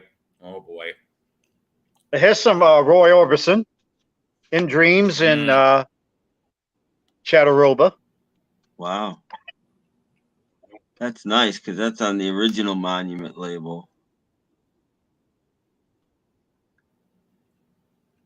Because I decided to get some 45s because the only Roy Orbison album I bought just because Roy Orbison's on the cover. I wanted to frame it. The LP is scratched to heck. It's not playable, but so at least now I got some 45s. Other than I finally found, I thought I lost forever his last album on CD. I found it about a month ago. I was so excited. There's Leah and Working for the Man. We'll see. See, there you go. See, that's the label Nice. I always see his 45s on. And then we got Pretty Paper, which was written by Willie Nelson, and Beautiful Dreamer. Pretty I know Paper was on, I know it doesn't match the sleeve. Sorry about that. Pretty Paper was on the charts the same week that the Beatles hit their first #1. Wow. Okay, I don't think anyone's ever shown this artist on your show, Paul. But hey, Eddie Arnold. Oh, there you go. There you go. Actually, Tim did. Oh, Long time back. But yeah, because you know him and his old school country stuff. I found something. oh, that I- that Tim. Okay. Yeah, Oh, you mean Thrifty Thrifty Tim? I'm assuming he's talking about Thrifty Yeah, Tim. sorry. Yeah. Thrifty You Tim. had me Thrifty lost for a minute because I'm saying, wow, I didn't think Tim Allen Yeah. had country. I have some country, but I passed up a whole crop load of Eddie Arnold today. I just wasn't in the mood to deal with that. I know that's such a stunner that he sold millions and millions of records, and like he's one of the kings of thrift stores. Yeah. Well, it's because he sold millions and millions of records. All those people Right. that sold that many records are always the kings of the thrift stores. You know, if Why am I it's not taking out the him, sleeve? it's Jim Reeves. Seriously. All right, look, I got lots of Jim Reeves. Only one at a thrift store. And I wish I didn't get it because I didn't realize till I got home that it was all scratched up. I was just so excited it said Jim Reeves. I didn't look at the record. I love the picture sleeve. I found like that that at a one. thrift store like a year or two ago in a picture sleeve.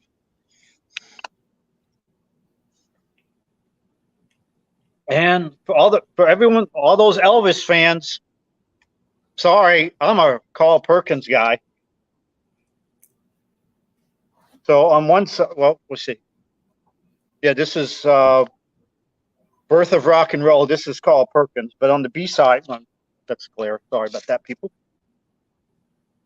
But on the other side is a duet with Jerry Lee Lewis and Roy Orbison, Rock and Roll. And then the other part's in French. And I don't do French. So I'm not even going to try to say it. Tish, are you speaking French?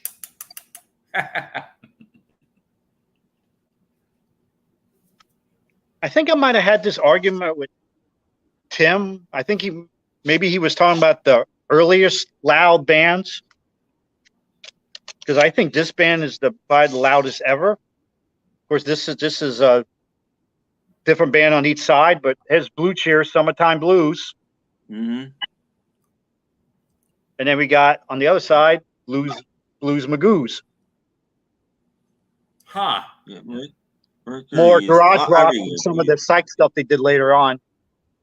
We ain't got nothing. It's more that this one's more garage rock than it is. yeah, Psych. that's their first hit. No, I think when we were talking, I was just saying who the earliest really loud band was, and Yeah.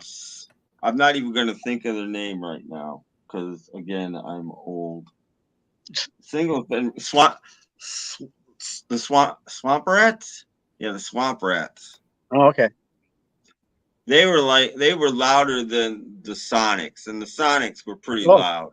yeah. The Swamp Rats were louder than the Sonics, and about the same time. I think their first record was '64, and Never heard of them. You got me on that one. Okay. yeah, This goes back to when trucking country was very popular. All songs about trucking and CBs and mhm. CB radios. This is Dave Dudley, 6 Days on the Road. Everyone's like done a Yeah. version of that. And Truck Driving, Son of a Gun. Yeah, I have a couple Dave Dudley albums, but I won't buy a Dave Dudley album without 6 Days on the Road on it. I'm not interested. I saw one today. Again, I saw one today, and I passed it by because it didn't have. Okay. My dad's favorite NASCAR driver, Marty Robbins. Ah, You guys do remember that he drove NASCAR, right? I didn't know that. I Yes. didn't know that. No, I did. I didn't know that. Ruby Ann and Won't You Forgive. One's upbeat, one's kind of slow. No. Yeah. My He grandmother started out was as a rockabilly guy, but he didn't rock all that hard, compared to a lot of them. my great grandmother was a big Eddie Arnold fan. You were showing Eddie Arnold before. I like Eddie Arnold. I like Jim Reeves too. Yeah, I got a bunch of Eddie Arnold. I got like 3 albums.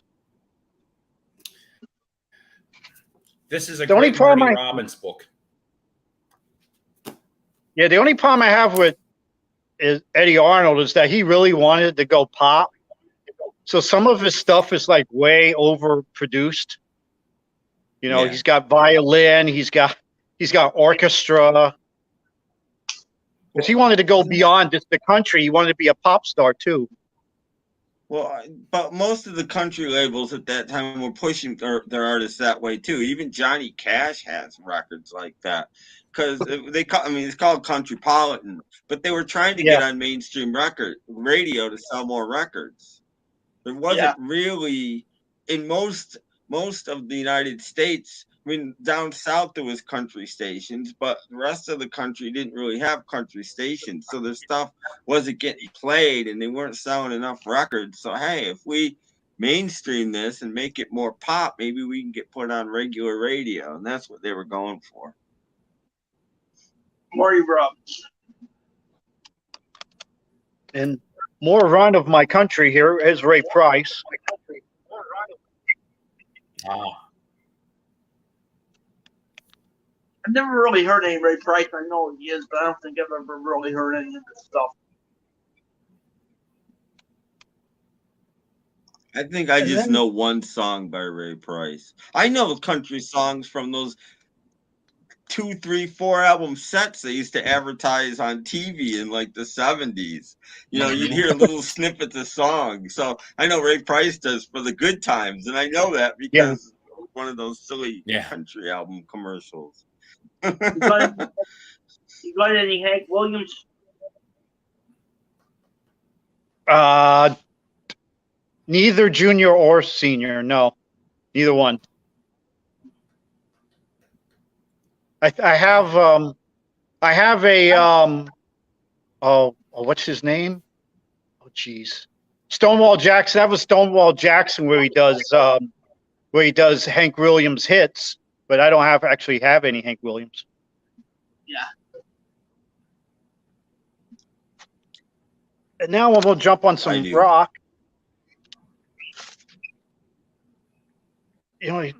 Record Crate had a whole bunch of Kansas 45. So I bought like all that he had. Nice. Lonely Street and Was anybody else what's on ever my on mind? that label?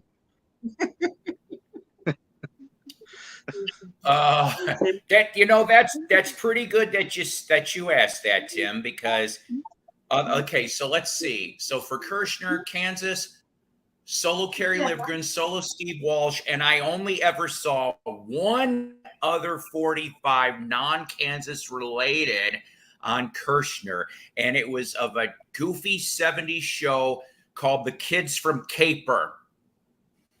I tripped Never on heard that of it. damn thing months ago, and I'm going, what the hell? I said, and I got it because, like I said, it was like 10 cents a quarter. I'm like, never seen Kirshner other than what we just discussed.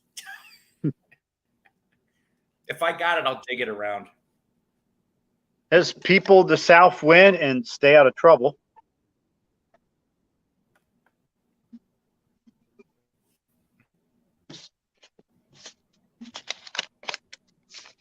Oh, sorry. I kind of got to go with Horowitz there, but everybody's entitled to have what they have. When they don't want to, it doesn't matter. I'm sorry. I just prioritize my country people. Yeah. I have George Jones 1, Jim Reeves 3. That's not an order, is it? 1, 3. I'm like Tim. I can't remember numbers. At number 2, I have Hank Thompson. Hold on and don't open your eyes. I think this is like non-Walsh era, right? Yeah. And if any of you people out there are watching this that think I only like Paul McCartney, we're talking about old country here, and I know what we're talking about. So.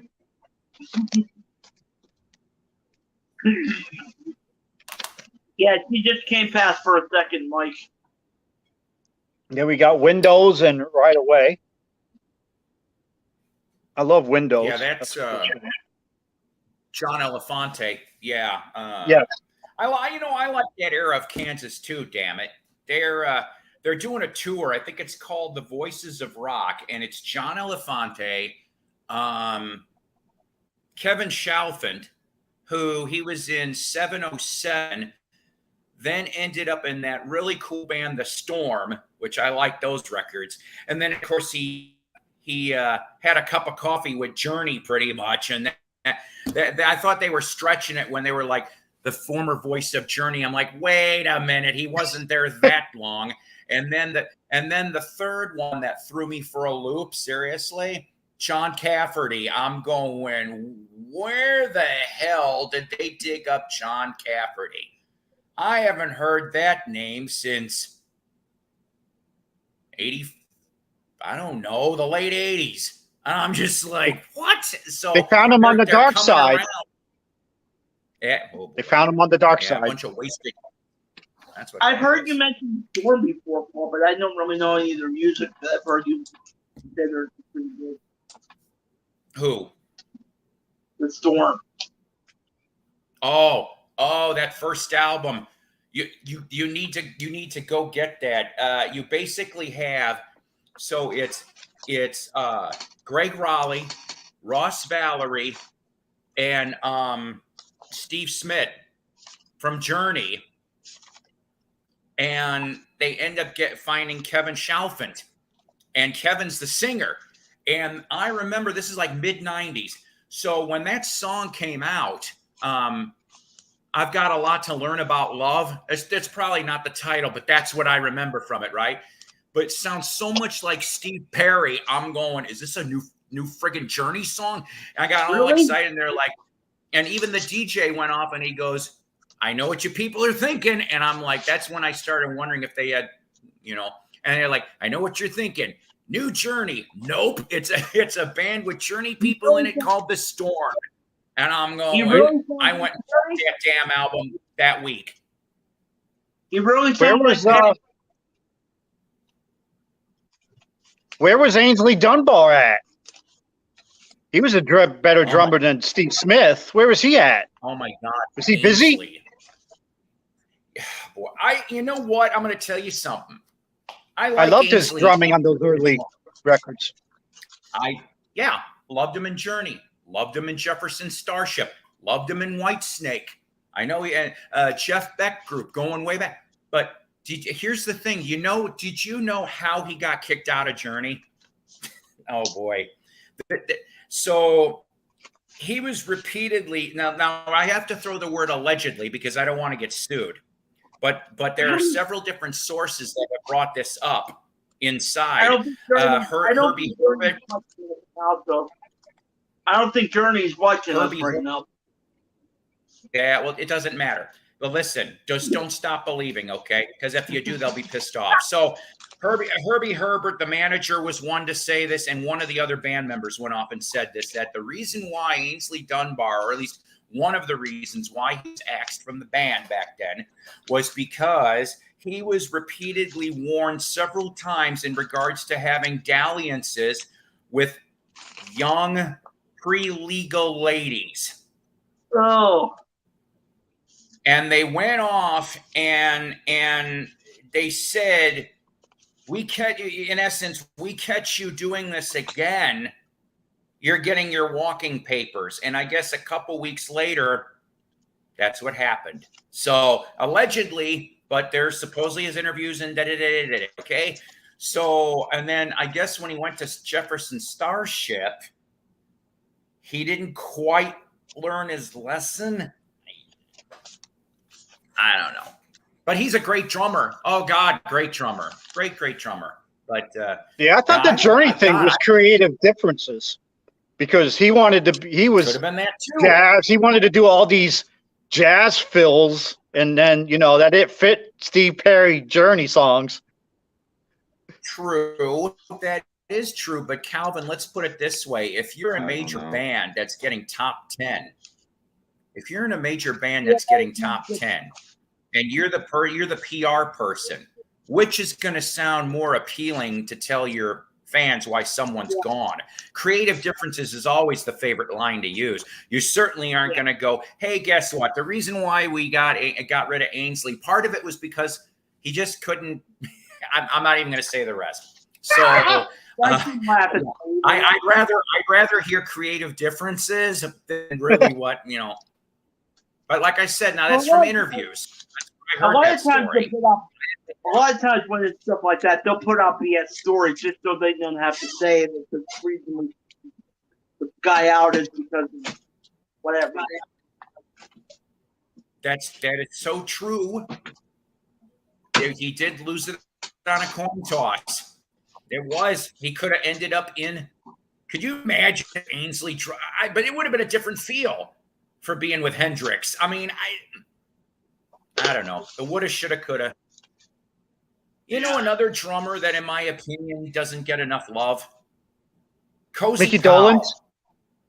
Dolenz. Powell. Well, Mickey Dolenz. Cozy Powell.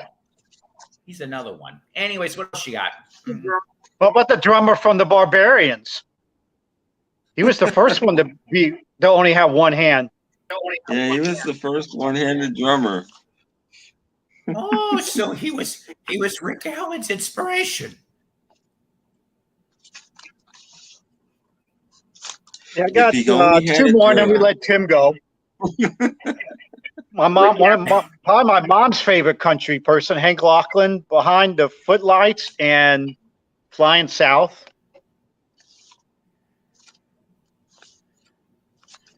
Rick Allen, man, you see that guy live with definitely. Oh, it's amazing. And here's a guy that probably only me likes. This is a guy that's pretty famous these days because he's one of the few country historians still around. He has a cowboy country radio show. He has Reds to Gaulle Somewhere West of Wall Street TV show on RFD TV. He does poetry. He did country music then, and now he does a lot of cowboy poetry. And he worked rodeos. But here's Reds to Gaulle. This is more of his religious side. Tell the Man I'm Coming Home and Good Christian Soldier. Most people never heard of this guy, but he's in his 80s now, and he still does recordings. But now it sounds so different than this kind of stuff, or even the country stuff that he did. Because now he's like, well, he's in his 80s. It's more talk sing, so he's like, he sounds totally different. Like He looks Dylan. different now too, because he's no longer red. He's now white. He's really white, Stegall. Like Dylan. Okay, Tim. Sorry. No, I'm looking for one specific 45, and I probably won't find it. But it has to do Don't with you hate something that that you were talking about. I'm the one that But I'll only probably never never find it. I'm the one that never has music on these streams. Everybody always has records in 25. Right. Wah, friggity Well, you wah. gotta work on getting a love record. Ooh, They're all in my room on my record shelf. maybe it's in this pile. I said pie. It could be in this pile. I wanted to have the press to play record for tribute for Pete, my tribute video. I couldn't even dig it out. Couldn't even dig it out in time. You know what? In all Yeah. fairness, I'll re-listen to that record, but I remember in 1986 hearing that song on the radio, Press, and I hated it. And I was I just love like, the- what the fuck is McCartney doing? That's what I said in 86. And I'm just like, I love- I'll revisit the whole album. That, you know, I love- maybe. I love- I love the Oh. album. Me and Beans were like the only ones that defended it. Me and Beans were the champions for that album. We defended that game. Do you know I never came across a vinyl copy of that? Never came across a copy of Press to Play on vinyl. I got All 3 these of them. years. I got 3. I found a I got I've got I don't remember where it's from. The Philippines, maybe. Copy of Oh. Press to Play. That's a completely different mix than huh. any other country. It Wow. I like it better actually. I got 3 copies of Press on vinyl. I am not finding interesting stuff. This is all my promo stuff I'm going through, which is just boxes, white label promos. But I'm not. One is sealed. Tim's favorite word. One is sealed. Yeah, that's useful. Sealed records are useful. Yeah. You want me to go ahead, Tim? Yeah, go ahead. I'm not finding. Okay. I got That's okay, one I more needed a box, little and then break. I give up. I'm usually not used to talking so much. I'm the quiet one. I'm like John Wayne, the quiet man. Here's one I bought for the one hit. Nicolette Larson. I love this song, Lot of Love. Yeah, that's a great one. And then Angel Rejoice is on the B-side. I was gonna look in this box first. I saved it to last. There it was. And On that Nicolette Larson album, Eddie Van Halen makes an appearance. What? Yep. Van Halen Just on makes- one song. Eddie Van Halen makes an appearance on that Nicolette Larson album with that song on it. I believe you, but yeah, it was way before Van Halen. I was gonna say that's not something I would expect Eddie Van Halen to play on. Well, Eddie liked all kinds of things.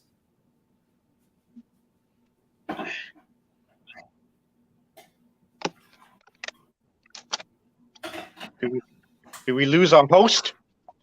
Apparently. I needed more coffee. You I know, was gonna say Um, coffee time. every time. I hope that's decaf. It is decaf. I have to. Hold on. I had a procedure today, so I said. He said the doctor said I could have anything I wanted, but I'm like, after going through what I went through, I'm like, I'll have decaf tonight. Well, I Paul, need you know I can't go through one of your shows without talking sports.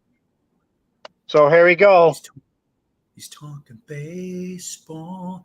The Jim Dandy Pet Food Company. Jim Dandy salutes Phil Negro. There's a duet. Yeah.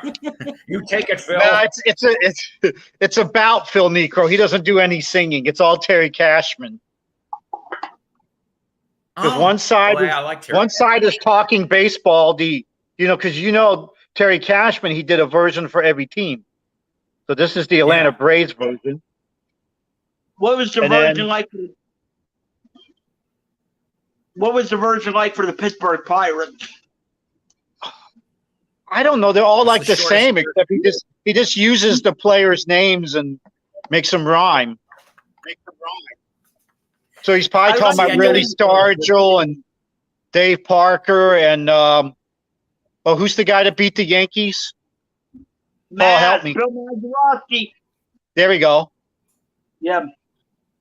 I like Is to hear that him make like a mid to late 70s record? Because that was a thing in the 70s. And then the other side is for all the years. That's the Phil Necro tribute. And at the time, I didn't know this because I showed it on Thrifty Tim's, and this came with the 45. But I looked it up, and actually, I didn't realize Phil Necro died like 2 years ago. I knew his brother Joe. Yeah, He died earlier because he died. Joe Necro died in Tampa. Yeah. But I didn't know this for sure because this came with the thing. Send your money so Phil Necro can get a statue. And yes, he does have a statue. I didn't know if he ever got one or not, but yeah, the new stadium, he has one. Huh. You can keep that, man. You don't have to. Yeah, I don't need because I was going to send some money because I didn't think he had a statue, but I found that he has one. So I'm not sending money now. He already has it. I hope But I don't know. You know, when I What I could do, collected baseball cards. Yes. what I could do Go is on.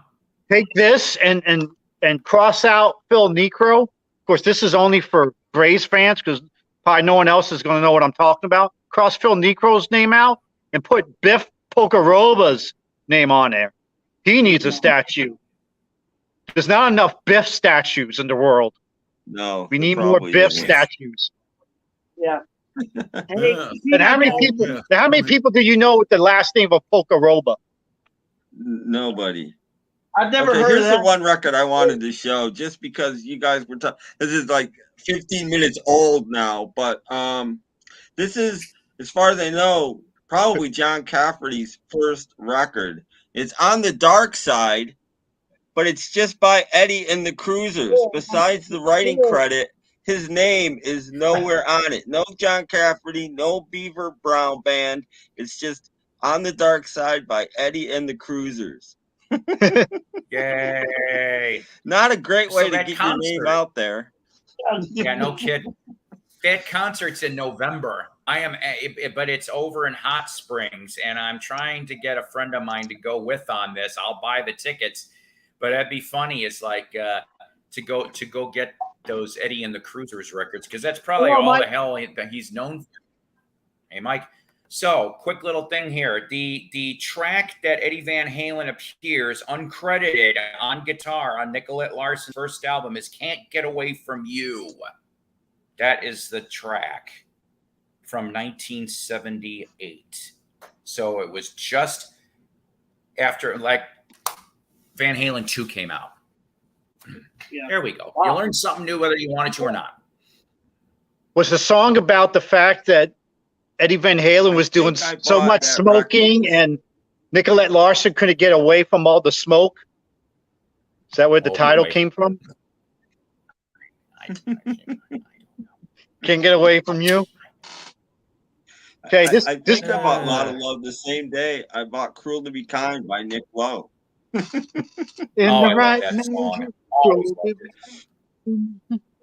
Yeah, I was not Okay. a big Olivia fan, but rest in peace, Olivia. Okay, this goes with my T-shirt. George Jones, Look at you. Yes. Mary, don't go around, and once you had the best.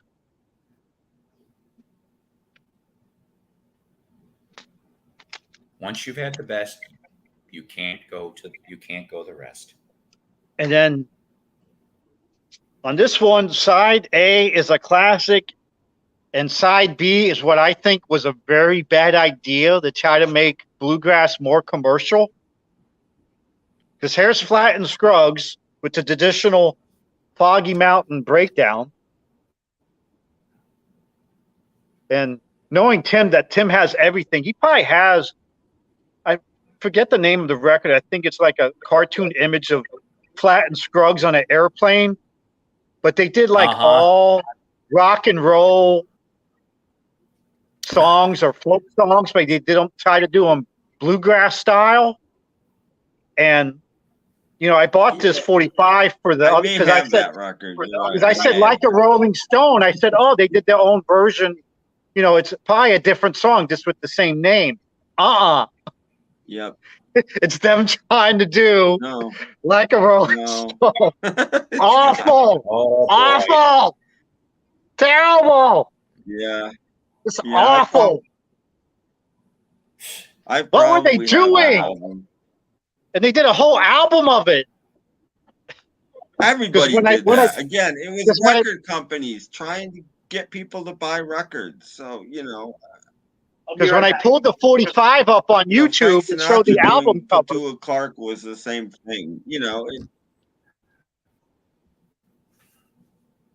Because I pulled up the album cover. I mean, the album cover showed up on the YouTube, and I said, "Oh my God, they did a whole album of this." Awful. One Flat and Yeah. Scruggs album I am not getting everybody did. Unless- It's unless it's free. not ju- And then not just them. Everybody was doing it. And then- I collect that stuff. I love that stuff. you know, I didn't get much help out of Jurgen or Thrifty Tim, so maybe you guys will back me up on this one. Because I have the first, well, not the first three, but I have the 3 Men at Work albums all on cassette. And I did get Cargo finally on vinyl, and I'm hoping to get Business as Usual eventually. So I was basically just looking for songs, because I don't want to buy extended version of a CD just to get B-sides or rarities. So I picked this one up, and obviously has the traditional Down Under. And neither Tim or Jurgen agree with me, but I just think this B-side rocks. I mean, oh, now I'm having a Tim moment. Greg Ham, the brass player, the flute and saxophone, he went crazy on this, and the song is called Crazy. I think this song rocks. It's better than Down Under. You guys know Crazy? I've never heard it. No, I'm gonna have to listen to it. No, I've never heard it. Uh, I thought you I were going to felt- show the first single, and that B-side is awful. I don't know. Is it? I don't know. Well, no, the first. You're not talking about Who Can It Be Now? And the B side of that. Yeah. Oh, Yeah. oh, you're talking about the instrumental. Yes. Anyone for Tennis? Yes. Yeah, it's you know, I mean, they weren't bad Wait a minute. musicians, I Is think that I think anyone? but the thing that made to me what Isn't made any- Men at Work. I'm sorry. Go ahead. I just simply was going to ask. I'm like, wait a minute. Wasn't Anyone for Tennis a Cream song? Are you trying to Yeah. tell me Yeah, they were that's trying to what I cover was- Cream? no. But I'm No, they're not. saying- No, They covered it. All right. They covered it. No. but you know, because I think other than them like humming part of the instrumental, it's all instrumental. But I don't think they were bad musicians. But I think what made Men at Work great is that they were fun. Yeah. So I don't think Men at Work should have done instrumentals. That sounds You know, have to some me fun like they lyrics need- in there and do some funny videos, but no instrumentals. No. No, it sounds to me like they needed a B-side, so they did a song on take one without even bothering to write it first. They just said 1, 2, 3, go. Okay, we got it. We got the B-side. You know, it's terrible. Okay, then I got two more. Yeah, Walrus. This I is- always this buy is King music. Records when I see them.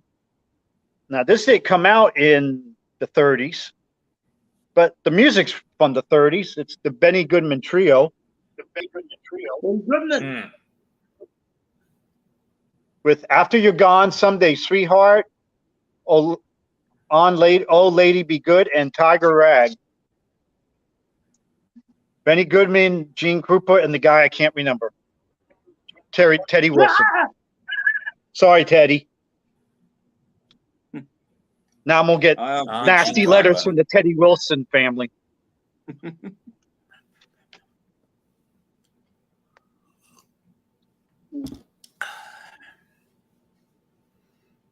Jurgen picked up a great Betty Goodman record the other day.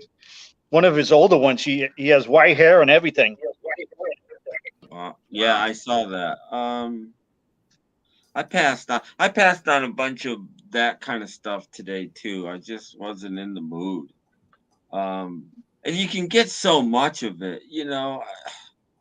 Yeah. For me, a little goes a long way. I picked up a Glenn Miller album today just because I'd never seen it before, and it was on 20th Century Records. I'm like, what's Glenn Miller doing on 20th Century Records? It was a 2-record set. It was 29 cents, and it was legit. It said on the back that it was leased from RCA, so it was legit. So I'm going to pick this up just because it's hot.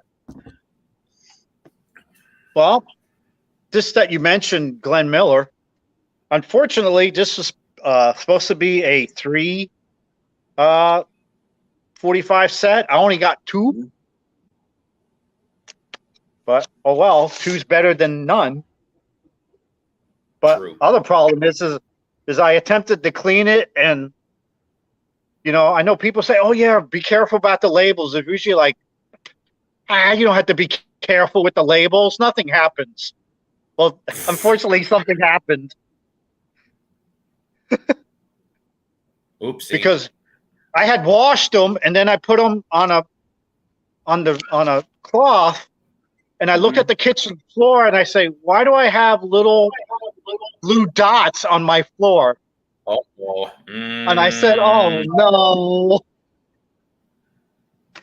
But that's okay. I'm gonna buy this again because this only cost me $1. I'm gonna get it again with all 3 in it if I can find it cheap. But you can usually find Glenn Miller cheap on Discogs. Nobody wants Glenn Miller. Well, you find it. I find those kinds of things in thrift stores. Yeah, but knowing my luck, I'll probably get the same thing I got here, missing a record. You know, I have one of his book collections, you know, the 45 books with I don't know how many 10, 12, 45s in it. I picked up for that's the main reason why I bought it, though, was that. No, yeah, that's cool. Even though it's falling apart, but well, they are. Hey, it's $1. It's a semi-bargain. Yeah, it's a bargain. You know, you can fix those pretty easily. Just get some tape that's not going to peel the paper off, like painter's tape or something, and tape all 4 corners, and just take some white glue and just gently put it, you know, down the corner of each side and let it sit there for a while, and then you take your tape off and you're good. Oh, okay. I do that sometimes. I'll probably get a better version of that anyway. But I said for $1, why not? But that's the first time I did that. Because I usually ignore people and they say, "Oh, make sure you don't touch the label." But that's the first time I touched the label and something like that happened. Well, it must be because it's really old and maybe the dyes weren't that permanent then. You know, I don't know. I mean, it's never really happened to me. I've had things darken on me before, but then they usually go back to normal after a while. Yeah, because I'm just a novice, but I always heard that. People say, "Oh, yeah, make sure you don't get the label wet." See, I don't. When I'm cleaning records, I don't spritz. I usually, but I get the label. Sometimes I even spritz. I get the label. It dries. It's usually fine.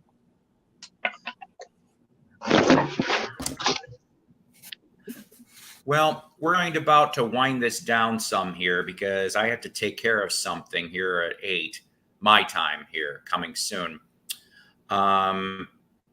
I wanted, of course, to thank everyone here, Tim, Richard, Calvin, Shannon that popped in for a few minutes. I want to thank everybody in my peanut gallery. I've got some possible interesting stuff coming down the wire. We shall see. I am going Sunday to go visit my son in the state of Missouri, aka Missouri. And there is this hidey hole that I go to, and I haven't been there in a couple months. But every time I go to that record hidey hole, boy, do I find some interesting stuff. So I'm hoping to be blessed with that. Also, this is almost too good to be true, but I know the sources, so I am looking forward to this coming up in September when it's a little cooler. I know 2 particular different individuals locally. One of them is involved in a radio station, and I just out of the blue a couple weeks ago said, "Hey, you still have all your," and I didn't even finish the sentence. He knew where I was going on this. He goes, "Most of it." And he goes, "It's on the top floor." I said, "I didn't know you had a top floor," because I used to work for this jackass station. But I'm friends with this dude, though. And so I might get to explore up there, which would be nice. The second thing is speaking of sports, Calvin, I sold some sports signed books recently to someone 2 towns over. And for some reason, Music and Records popped up. And he goes off and he says, "Oh, I didn't know you were a record collector." I said, "I have been for over 40 years. And he said, "Guess what?" He goes, "In the early to mid 70s, I worked at station." And when that station closed down, I got to take what I wanted. He goes, "My back bedroom?" And I'm going, oh my. And so I'm going to see. Who knows? There could be some very nice things coming out of these radio station finds in the month of September. But I have to correct you, Paul, because being the sports fan that I am, I was big into Steven Stepanovich and John Sunvold back in the day. It is pronounced Missouri. It's not Missouri, it's Missouri. Well, They are the Missouri Tigers. It's Missouri. I'm from Yankee land. I'm gonna always call it Missouri. But I like to call it the state of Missouri. That's what I tell my customers. Me and Calvin are both sports fanatics. That's when we started talking about the old Pirates. I'm like, oh god, I can just take this stream down in a minute. I'm gonna have to dig out my North Stewart books. Yeah. I got a couple books about Norman. I'll give you a pirate story. I have one Pittsburgh pirate story. When I used to go to the Cubs games from about 1987 to 99, maybe 2000 up at Wrigley, I only ever saw the Pirates play once. So this is an 87 or 88 story. It was in April. I remember the weather was weird. It snowed for a few minutes, then went to rain, then sun, all within 30 minutes. I'm like, this is nuts. So I used to go to the opposing dugout to try to get my autographs because I knew that at least at Wrigley Field at the time, I could always get usually my autographs afterwards at the fenced auto part right on the property. Okay. So I didn't worry about that too much. So I'm at Pirates game. First person I met, he ended up being in the White Sox later, John Cangelosi. Got his autograph. I'm like, You awesome. mean Candelaria? Then Not- Then No, not I saw Candelaria. the next person, and he was standing there, and there was a lady and two kids yapping to a Pittsburgh Pirates player. Who was that Pittsburgh Pirates player? You maybe ask. Ralph Kiner. Barry Bonds. Barry Bonds. I knew it. I So- knew you were going to say Barry Bonds. I knew it. I knew it. So here's the thing. Barry was known back then as a dickhead. Okay. Now, to put a little thing in perspective, his dad, Bobby, who I thought I heard Barry treated Bobby like shit, or maybe it was the other way around, or maybe they both treated each other like shit. I don't know. But Bobby Bonds was a Chicago Cub from, I want to Yes. say, 1979 to 82, right around. So he grew up in Chicago for a couple years. So the lady that he was yapping to, somebody day, okay? Oh, lady, and the two, here's the dugout wall. Now, I know better, but he already had that attitude already. He was pissing off a couple people. He was a jerk. Oh, thing is, the one kid goes off and asks Barry about the glove he's wearing. Barry takes off the glove, gives it to the mom. Mom gives it to kid. Kid puts it in his hand, goes like this. The kid's probably not, he's between 8 and 10. Going like this. The brother next to him, he taps him on the shoulder, takes the glove off. The kid, he's about maybe 5 or 6. Kid's doing this. Now I'm watching out of the corner of my eye because I'm going, I want to see what he's going to do. I tap the little guy on the shoulder, and he goes, and I went, and I'm going, and I'm looking at Barry, and I'm going,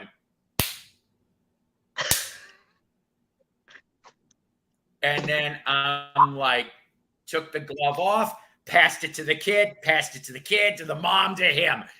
And I went like this to Barry. I went, and I walked away. And I know Barry was seething. He's like, you little fucker. And he's like, but he was being a dick to the people that was, and I'm like, no, I don't want your damn autograph, but I'm going to piss around with you a little bit. That was my Barry Bonds story. Oh, I hated him. I hated him.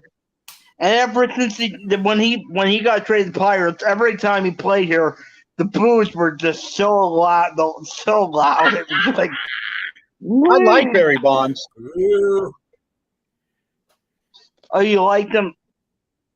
But you remember the famous Ralph Kiner story, Paul? His one of his most famous comments ever when he was broadcasting for the Mets. On this special day, I like to wish all the fathers out there a happy birthday.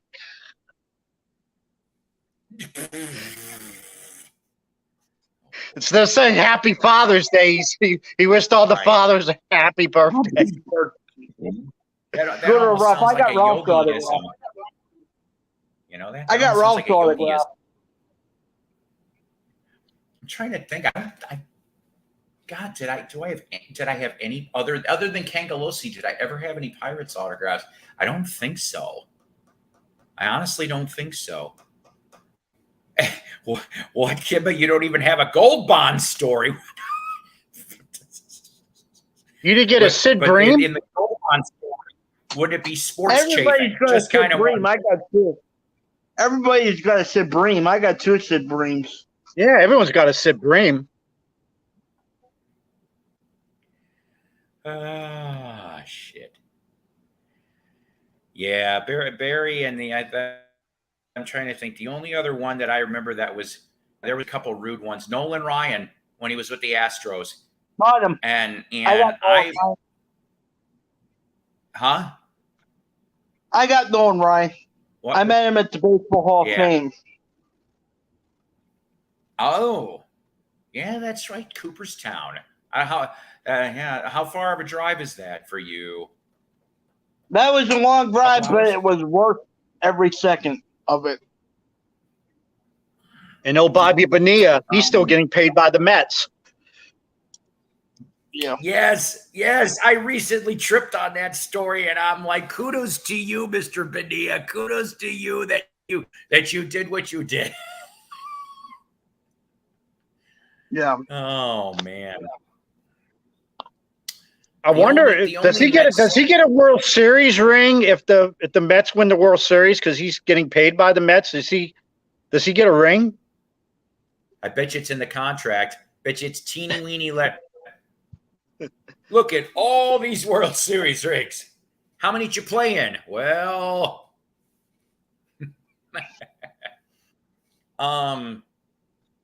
God, I'm trying to remember who the hell did I meet from the Mets? Not too many. Never got to meet Tim really any of the. I had Strawberry an Brooks. interesting conversation with Gary Carter once. I did an interesting conversation. Cool. That's about it. I think that's about it.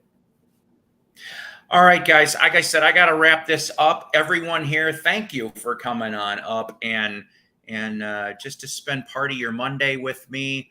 And once again, you know what? Let's all try to, keep our heads up. Always remember our dear friend Beans. And you know what? I mean, this is a new week. We have to treat every day like a new day. Okay. But we always remember the people we love and tell them you love them and do some good shit in the world. Okay. Because it always, you put out good comes back. You put out shit comes back. Yeah. Or in the words of Trailer Park Boys, Randy Bobandy, you hear that? It's the shit. It's the shit. Well, I'm just happy to finally be on with Tim. Hope you keep this up. Hope you don't take it down. Watch out for the I winds always of keep my shit. broadcasts up. Because this is like an honor for me to be on with Tim. Out of the almost 2 years that I've been doing live streaming, Calvin, I have only ever had to take down one video, and it had to do with it was Mason. It had to do with some music. That's why.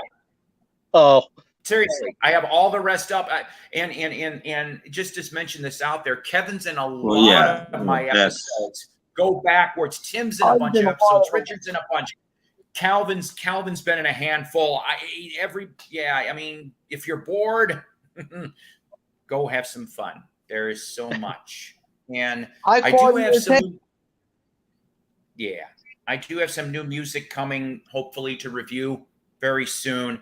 That Journey album should be here by the end of the month. Also, the Dolenz Jones Voice and Heart should be coming along with Mickey's Demoiselle. What I'm curious about now is on 7A, they teased a new Davy Jones release. I am trying to figure out what this release is. And I am a new Davy Jones release? Yes. I didn't hear, but when's this coming out? I'm guessing between now and the end of the year. From what number is this, Chip? 7A.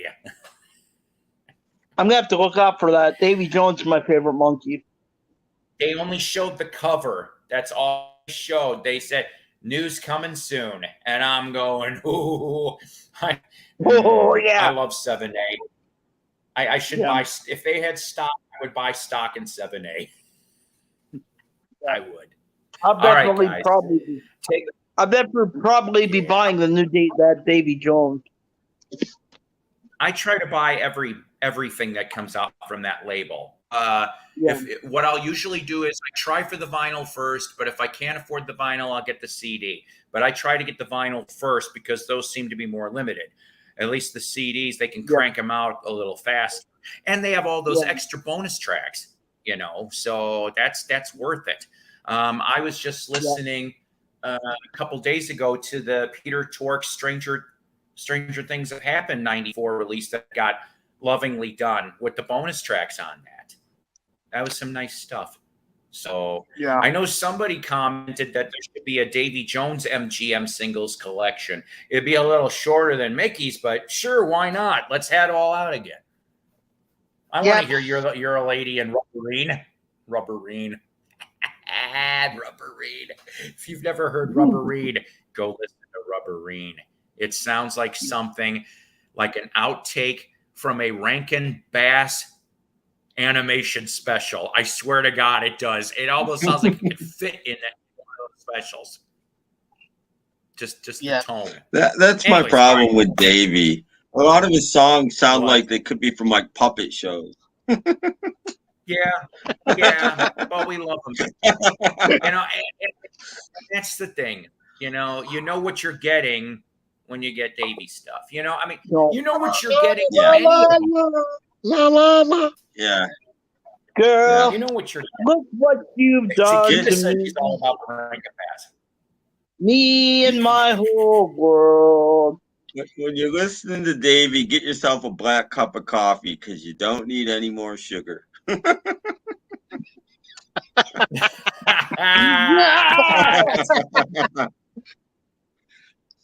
Walrus, I have heard that is excellent record, and I am probably going to pick it up. Yes. How? I'm sorry. Elwood, I think that's the guy's name. He may be a great bass player, okay? It's just, to me now, the dynamic isn't the same. But that Raw record still has Dusty on it, and I'm like, I'll get it. I'm glad I saw ZZ when I saw him in 2009 or 2010. They put on a hell of a show. What? Kick-ass The monk show. or Davy Jones or the Monkeys? No, ZZ Top. Pay Yeah, with attention. Davy Jones. Yes, ZZ,